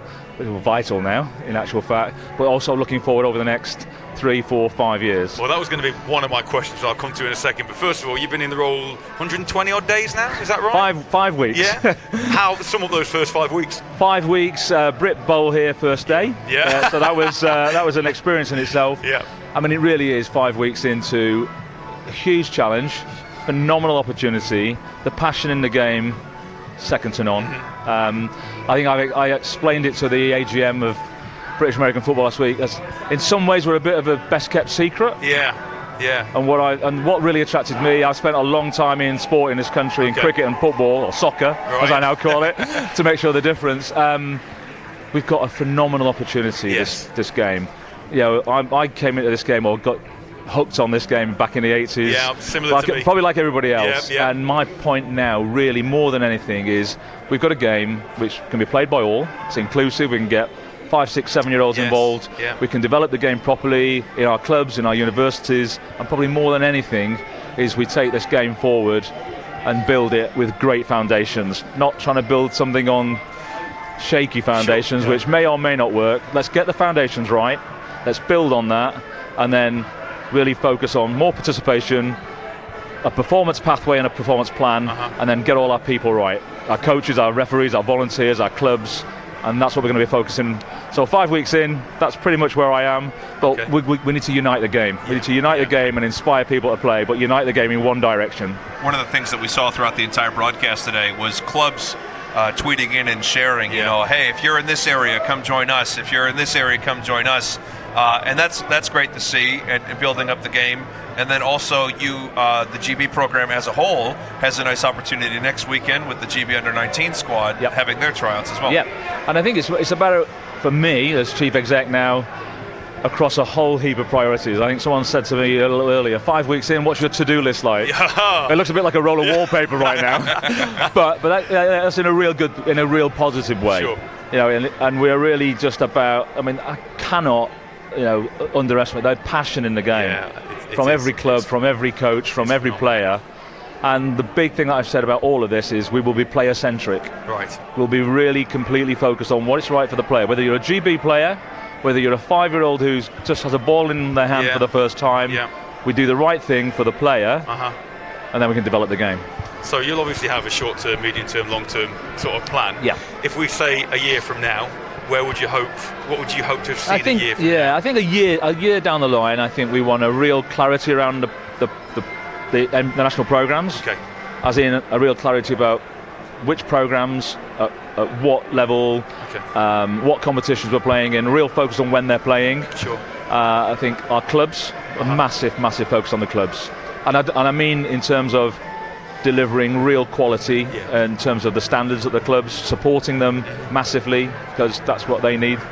And probably more than anything, will be recognised as a governing body by Sport England, which is a huge importance, and Sport Scotland and Sport Wales, to make sure that we are recognised as a governing body, so we're investable. And that's always been the problem. Which has been. So that's a big part of why I've been brought in, is I know my way around Sport England and DCMS. Yeah, sure. An even closer link with the NFL. I've had 5 weeks, some really close meetings with them, old guys already. So it's what we can do for each other. It's not a one-way street. We just take from them, or they just take from us. It's a two-way street. Sure. We've got the great news that we've already about the combine with CFL. Yeah, absolutely. So we just start to build that. But I think more than anything, it's what we do with our clubs and how we get them ready at whatever level they want to be. They don't all have to produce GB players. No. As long as they're getting people in, participating, flag, contact, but they're developing those players in a pathway, and more of them. Can you put your finger, because again I first fell in love with this game in '84. I was 11. Do the maths. Can you put your finger on why it's taken so long for the game in Britain to, because it's sort of peaked and then plateaued and then dropped off, and now with the resurgence, obviously with the interest of the NFL and the 4 London games, obviously the interest in the sport is here, but is the interest in British American football here, and why have we not seen a sort of a gradual increase over the last 30-40 years? I think if I absolutely knew the answer to it, I'd probably have made a lot of money out of that. But I don't think there's one. I don't think it's one reason, Okay. and I don't think there's one silver bullet that we need to fire for this. I think what's mostly important about this is it's that foundations, and I suspect that we've never really built on hugely strong foundations. It's always been that bit's great. Yeah. This bit's a little iffy, but we'll focus on there, and then the whole sport's got to work, and it's got to be united together. Sure. And I think that's my key important thing. That 12 months that you just talked about is really getting us united. Yes. Clear vision. We all share it. We all know what our role is within it. Yep.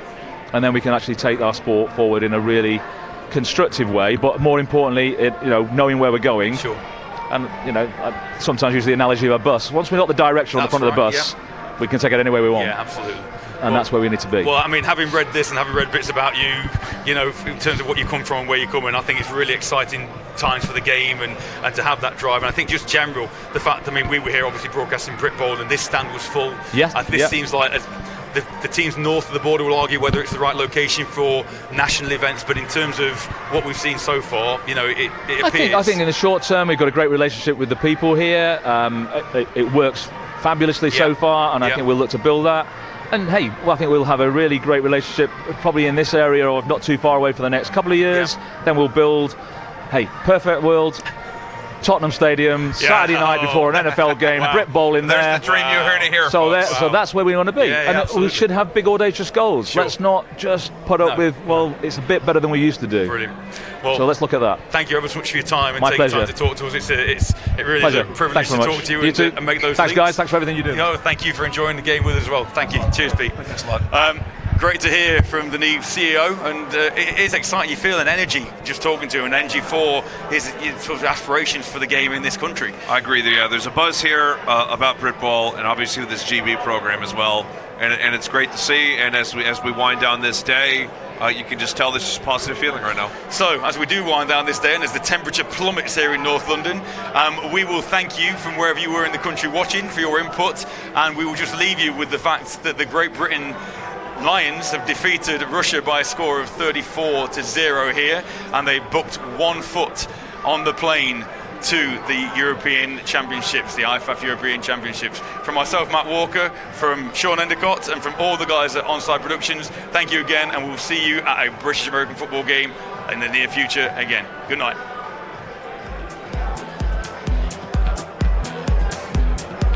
I can't see.